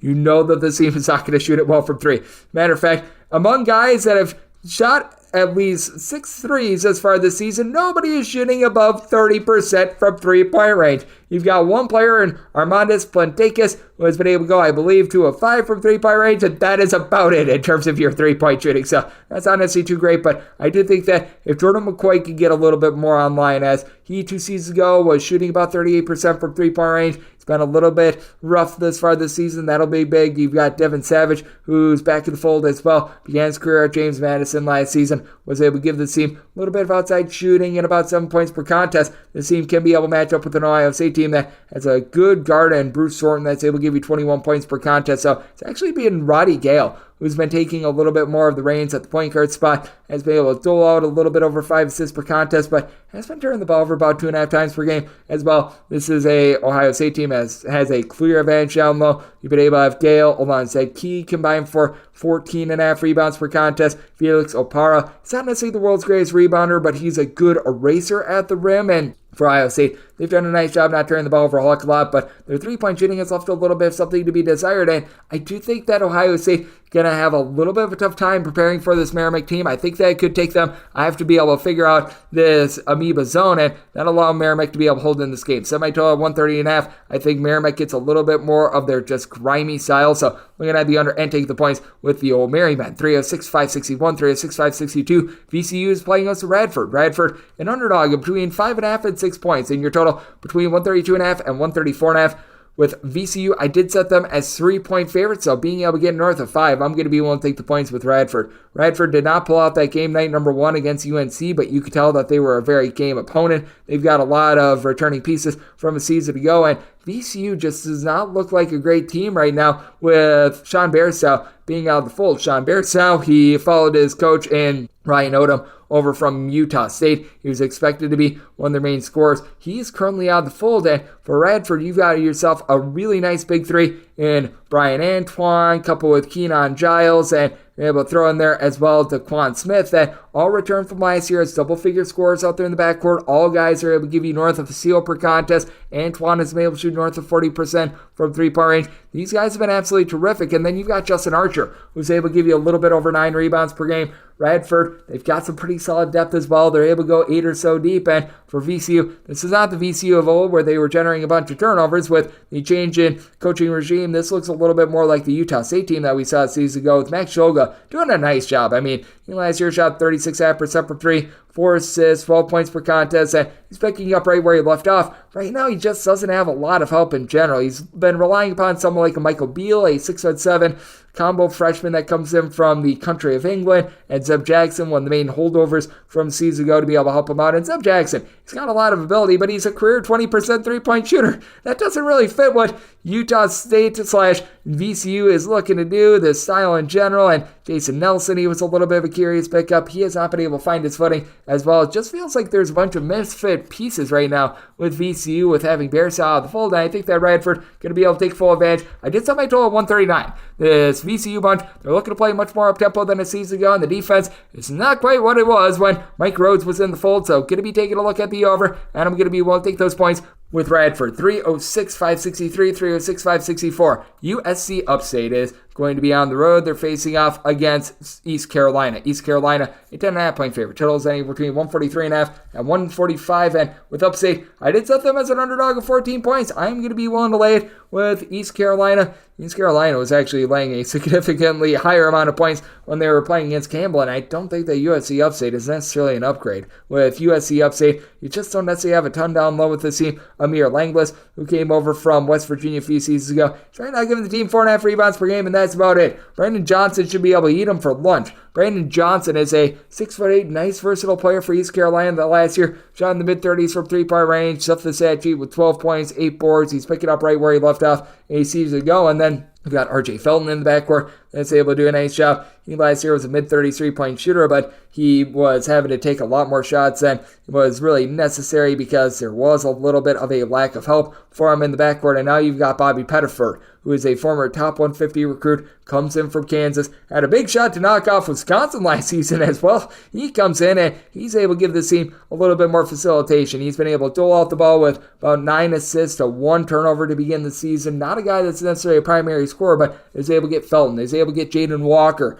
in the fold, and I like what this team is able to bring to the table with that regard. Now, East Carolina probably going to be without Cam Hayes this season. He's a 2-time transfer, so he has not seen the floor thus far. And for USC Upstate, you do have a guy in the backcourt, and Trey Barneau, who's been able to give this team 36 points in the first 3 games of the season. Currently shooting 80% from 3. I expect that to fall off as USC Upstate as a whole. They're shooting 41.5% from 3, and this team actually shoots it solidly from 3-point range, but we should see a bit of a fall off there. This is an East Carolina team that is a little bit more physical and a little bit more athletic than what they were seeing when they put up their 106 points against, I think it was like some sort of a Carolina U non-Division I school. So I do think that for East Carolina, they're going to be able to take it to USC Upstate, and we should see that Upstate 3-point shooting fall off a touch here. I set my total at a 144. Here at a 145, going to be diving in on the under, and I'm going to lay up to 13.5 with East Carolina. 306-565, 306-566. Delaware State is going to be playing as a Delaware. The Blue Hens of Delaware between 10 and 11 point favorites with your total between 140 and 142.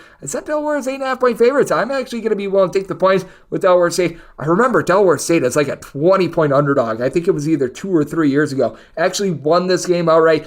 I don't think we should be calling for that, but when it comes to Delaware State, the team actually brings back quite a few of their pieces from a season ago, and Delaware is in a bit of transition. They lose Ebby Asamoah. They also, on top of that, do lose their main guy in Jameer Nelson Jr. as well. Now, Christian Ray, he should be able to dominate things down low. In the first 3 games, he's had a combined 30 rebounds, has been able to dominate on that front. But with Delaware State, you do have a nice 6'11" combo player in Brandon Stone. A little bit of a lazy rebounder at 6'11", but he is able to pop threes. You also bring back Martez Robinson. Robinson a season ago as a full-time starter, 12 points, 5.5 boards, 2.5 assists, mid-30s three-point shooter. He's actually one of the better players out there in the MEAC. And if you can get anything out of Raymond Somerville as well, I was thinking that he had a little bit of an upside coming over from Cal State Bakersfield, was a starter last year, but again, didn't necessarily do a ton down low. I do think that you're staring at a little bit of something because Delaware State a bit better in the backcourt, and they are turning the ball over 22 times per contest, but Delaware has never been lauded for their ability to be able to generate steals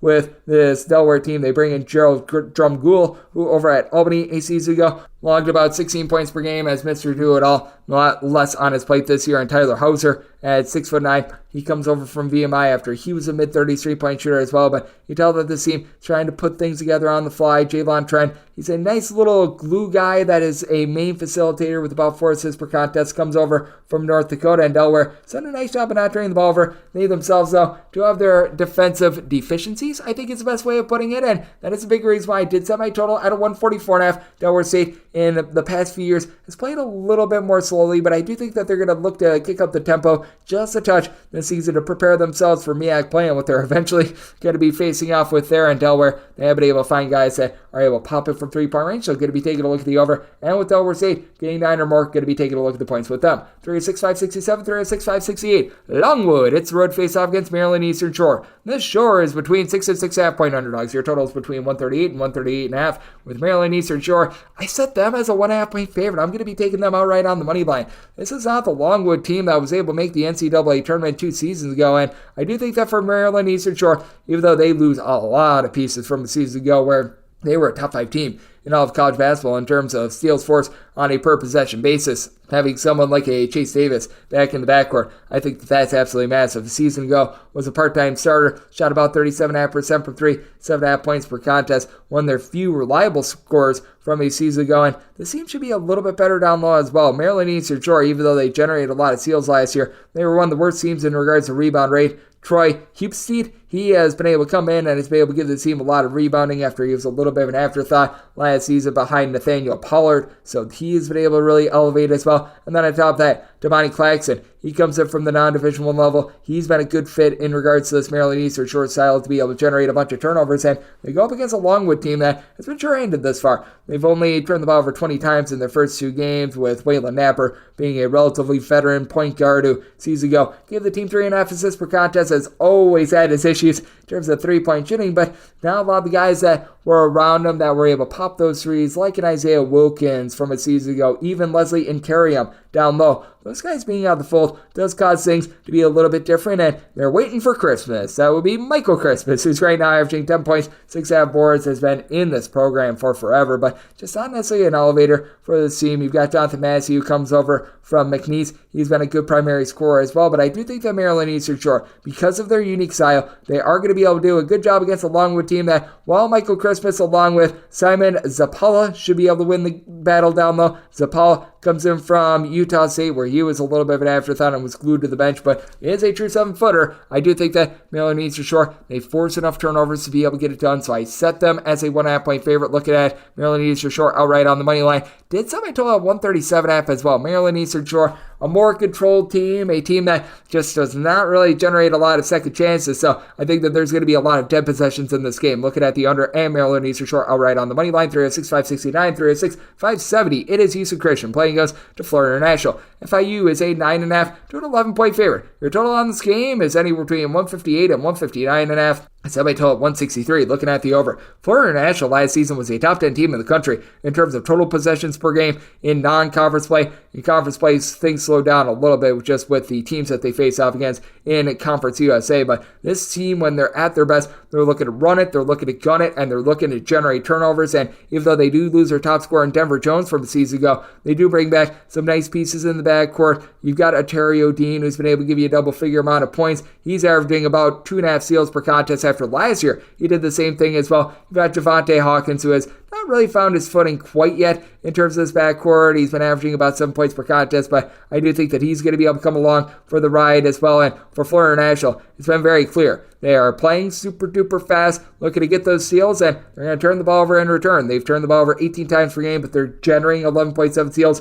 per contest, and I don't think that Houston Christian going to do a great job of being able to generate those steals themselves. They're one of the more up-tempo teams in all of college basketball, and they don't bring back a lot other than Pierce Bazil from a season ago. Basil, he was a part-time starter a season ago, 8.5 points per contest, was able to shoot about 34.5% from three-point range, but you can tell that Houston Christian just got completely gutted towards the back half of last season because they were really expecting to be able to build their program around Darius Lee. He unfortunately passed away prior to the start of the 2022-23 season, and just to put it quite frankly, this program has not been able to recover ever since then. You've got Jay Alvarez, who he comes over from the non-Division I level. He's been able to do a solid job of being able to give the team a little bit of scoring. I don't know if that's any sort of relation to the other Alvarez at the Division I level over at Southern Miss, but that said, you're looking at Marcus Green to be able to elevate a little bit as well after he, during the 2021-22 season at Sacramento State, had a little bit of a rough go of it at the D1 level, went down to the non-D1 level before resurfacing, but he just have no rebounding whatsoever with Houston Christian, and this team plays some of the most butt-ugly defense in all of college basketball. I think the Florida International is going to be able to turn them over and get this game going super-duper fast. Set FIU as a 15-point favorite. I'm going to be willing to lay the number. I made my total a 163 as well, so diving in on this total over and want to lay the number with FIU. 306-571, 306-572. BYU is playing us in Southeast Louisiana. BYU is between a 19.5 to a 20.5 point favorite. Totals between 154 and 155.5, and with BYU, made them a 21-point favorite. I'm going to be willing to lay this number with BYU. I really like the pieces that they bring in, even though they did not have Quez Glover they were expecting because he decided to bolt late for Kansas State. With Quez Glover right now being out of the fold, it's honestly not the world's biggest loss, and his team had a lot of guys that were younger last season that were able to do a good job of being able to pop some threes, and you tell that the maturation of these guys from really year 1 to year 2 and year 2 to year 3 has been big. Spencer Johnson, he has been really the main leader for this team. Season ago, gave the team 11 points per contest, shot 46% from 3. Don't expect him to shoot 46% from 3 this season, but has been able to deliver about 15 points per contest. And BYU is just always used to having one of those great three-point shooters. We all remember what Alex Barcelo was able to do a season ago, but you also now have Fusani Traore, who's able to do a dominant job down low, averaging about 8.5 rebounds per game over the last 2 seasons, and then having Jackson Robinson out there after he, a season ago, was a very versatile player that shot in the mid-30s from three-point range as a 6'7" stretch guy, is absolutely massive. For Southeast Louisiana, I actually do think that there's upside for them out there in the Southland Conference, as they were able to bring back pretty much 4 out of their top 6 scorers from a season ago. And Alec Woodard, I think, is a little bit of an under-the-radar guy who a season ago was a starter with 8.5 points and shot 45.5% from 3. You just don't find that very often in the Southland. And for Roger McFarland, he's going to have his day down low in the Southland where he logged 12.5 points, 8 boards, and shot 40% from 3 a season ago against these BYU bigs, though. Even when you're going up against Ali, Atiki Ali, guys like this, I think that he's just a little bit outgunned, and I think that the overall just ability, the overall size, and also having Richie Saunders stepping up for this BYU team, going to be a little bit too much. I did set BYU as a 21-point favorite. I'm going to be willing to lay the number, and did make my total 155. Here at a 154 to a 154.5, going to be going in on the over. Southeast Louisiana, one of the more up-tempo teams in all of college basketball, to go along with BYU laying the points. 306-573, 306-574. UCLA is playing us to Long Island. Long Island is a 31.5 to a 32-point underdog. Your total between 141 and seeing as high as a 142 out there as well. Did set my total at 145.5. Long Island, they were a top 30 team in terms of possessions per game last year and a bottom 30 team in terms of points allowed on a per possession basis. And at a 32 or more, I'm going to be willing to take the points with Long Island. Long Island, again, a bottom 10 team in all of college basketball at the very minimum. I mean, honestly, they might be in the running with Mississippi Valley State as the worst team in all of college basketball. I would take them over Mississippi Valley State, but it's not great, to say the least. But that said, they were able to bring in a few pieces that have a little bit of ability. I'm trying to be as nice as I can to Long Island, but Rod Strickland, he brought in his sons to be able to help out this program, and Ty Strickland along Terrell Strickland. Terrell is out there on the floor right now. He's been able to give the team about 10.5 points, 2.5 assists per contest. Ty Strickland, he should be cleared, and he was able to get out there in that game against Pepperdine as well. So, I mean, these guys should be able to elevate that backcourt. down low, this team is going to get absolutely destroyed. They've got a developmental prospect from Serbia by the name of Nikolai Dejapa, who is 7 feet tall, but really has not had a lot of basketball in his life, so he's looking to just be able to learn the game on the fly, and they're going to need him to because they really don't have anyone else north of really 6'8" that should be seeing meaningful minutes. And for UCLA, they do have quite a bit of size and versatility. Adam Bona is going to be able to absolutely maul down low. He last season was such a good rim protector, and now he's a little bit more of a primary offensive player, not a guy that's going to pop threes or anything like that, but you do love what he's able to bring to the table. Sebastian Mack, as a very highly touted freshman, has been able to do a nice job leading this backcourt, and then Lazar Stefanovic, he's able to give you a little bit of three-point shooting, and I do think that Ade Mera, the 7'3" versatile gentleman from Spain, he's a little bit raw right now. If you were playing against him towards the back half of the season, I think it would be much more of a matchup nightmare than it is at this point of the season. And with the likes of Dylan Andrews, Will McClendon having yet to really find their footing with UCLA after being highly touted recruits, I do think that perhaps the summer is getting a little bit out of whack, and I think that'll allow Long Island to be able to hold in there. Long Island, I do think, is going to be able to get some mercy buckets late against UCLA when they're up like 30 points with 3 minutes remaining and they're just trying out there a few guys. I do think that Long Island going to get some garbage buckets to both help out with the over and be able to cover a spread of 32 or more. I set my line at 31.5, so we'll take 32 with Long Island and going to be diving in on the over end. We're going to wrap things up with 306.575, 306.576. Fresno State is playing us to Morgan State. Morgan State between 17 to 18.5 point underdog. Settles between 141 and 141.5. Morgan State, another bottom 10 team in all of college basketball, but getting north of 17 is my buy point on them. I did set Fresno State as a 17-point favorite. Fresno State had a tough time putting away Fresno Pacific, a non-D1 school, to begin the season. They were overvalued in that game against Kent State. Now, with Eduardo Andre 3000 down low, he should be able to dominate in the post. When he was a starter last year, he was averaging 8+ rebounds per game in his actual starts. Now that he is a man down low, so far so good. First 2 games, 4 blocks, 19 total points, 13 rebounds. I like what I'm seeing out of him, and now they do have a little bit more outside shooting as well. Xavier DeSalle, he's a big upgrade. He's been able to shoot north of 50% from 3 after last year at Wyoming. Shot about 42% from 3 with 8 points per contest. Big for a Fresno State team that was in the bottom 40 in terms of 3-point shooting percentage a season ago. But for Morgan State, I do like what Miles Thompson is able to bring to the table. Miles Thompson has been able to give the team 45 points in the first 3 games of the season. Missed all of last year due to injury, but 2 seasons ago, and really 2 seasons ago, 3 seasons ago, and 4 seasons ago at St. Francis of Pennsylvania was a double-figure scorer that could give you 5 rebounds per game. At 6'7", could pop a few threes. He's a legitimate good player, and if Winston Tabbs can get back to what he was at Boston College, he spent 2 years at Boston College, injury-plagued seasons, but in the ACC, in about a 27-game sample size, he was averaging 13+ points per contest, able to give out 2.5 assists, shot it well from 3. There's potential with this Morgan State team. Problem is, it's a bunch of disjointed pieces. They have absolutely no chemistry right now, but I do think that with this Fresno State team as well, they look a little bit rudderless out there as well. They've got Eduardo Andre down low, and really not a whole heck of a lot else. Isaiah Hill's having to do a lot more facilitation as well. Morgan State does need to find their primary point guard as well. That has been a little bit of an issue for the team, but I do think that with their raw talent alone, Morgan State is going to be able to just barely hold within the summer. And for Fresno State, they are one of the slowest teams in all of college basketball, looking to make games very, very much a grinded out just slog. So I did set my line at a 17. Won't take 18 plus with Morgan State. Made my total 137. So also diving in on the under, and that will wrap things up for the Wednesday edition of Coast to Coast Hoops, now part of the VC Family Podcast. A big thanks to Rob Donaldson of the Rob's Best Show for joining me in the last segment. If you do like hearing from this fine podcast, Coast to Coast Hoops, you're able to subscribe wherever your podcast, Apple Podcasts, Google Play, Spotify, Stitcher, and TuneIn. If you have a question, comment, segment idea, what have you for this podcast, you have one of 2 ways we all fire those in. First one is my Twitter/X timeline at unit_D1. Keep in mind, letters CM. Maybe it does not matter, so as per usual, please do send these into the timeline. Other ways, find an Apple Podcast review. If you rate this podcast 5 stars, it is very much appreciated, and from there, you're able to fire in whatever you'd like to hear on this podcast via that 5-star review, and coming at you guys every single day throughout the college basketball season, which means I'll be back with you once again tomorrow. Thank you so much for tuning in.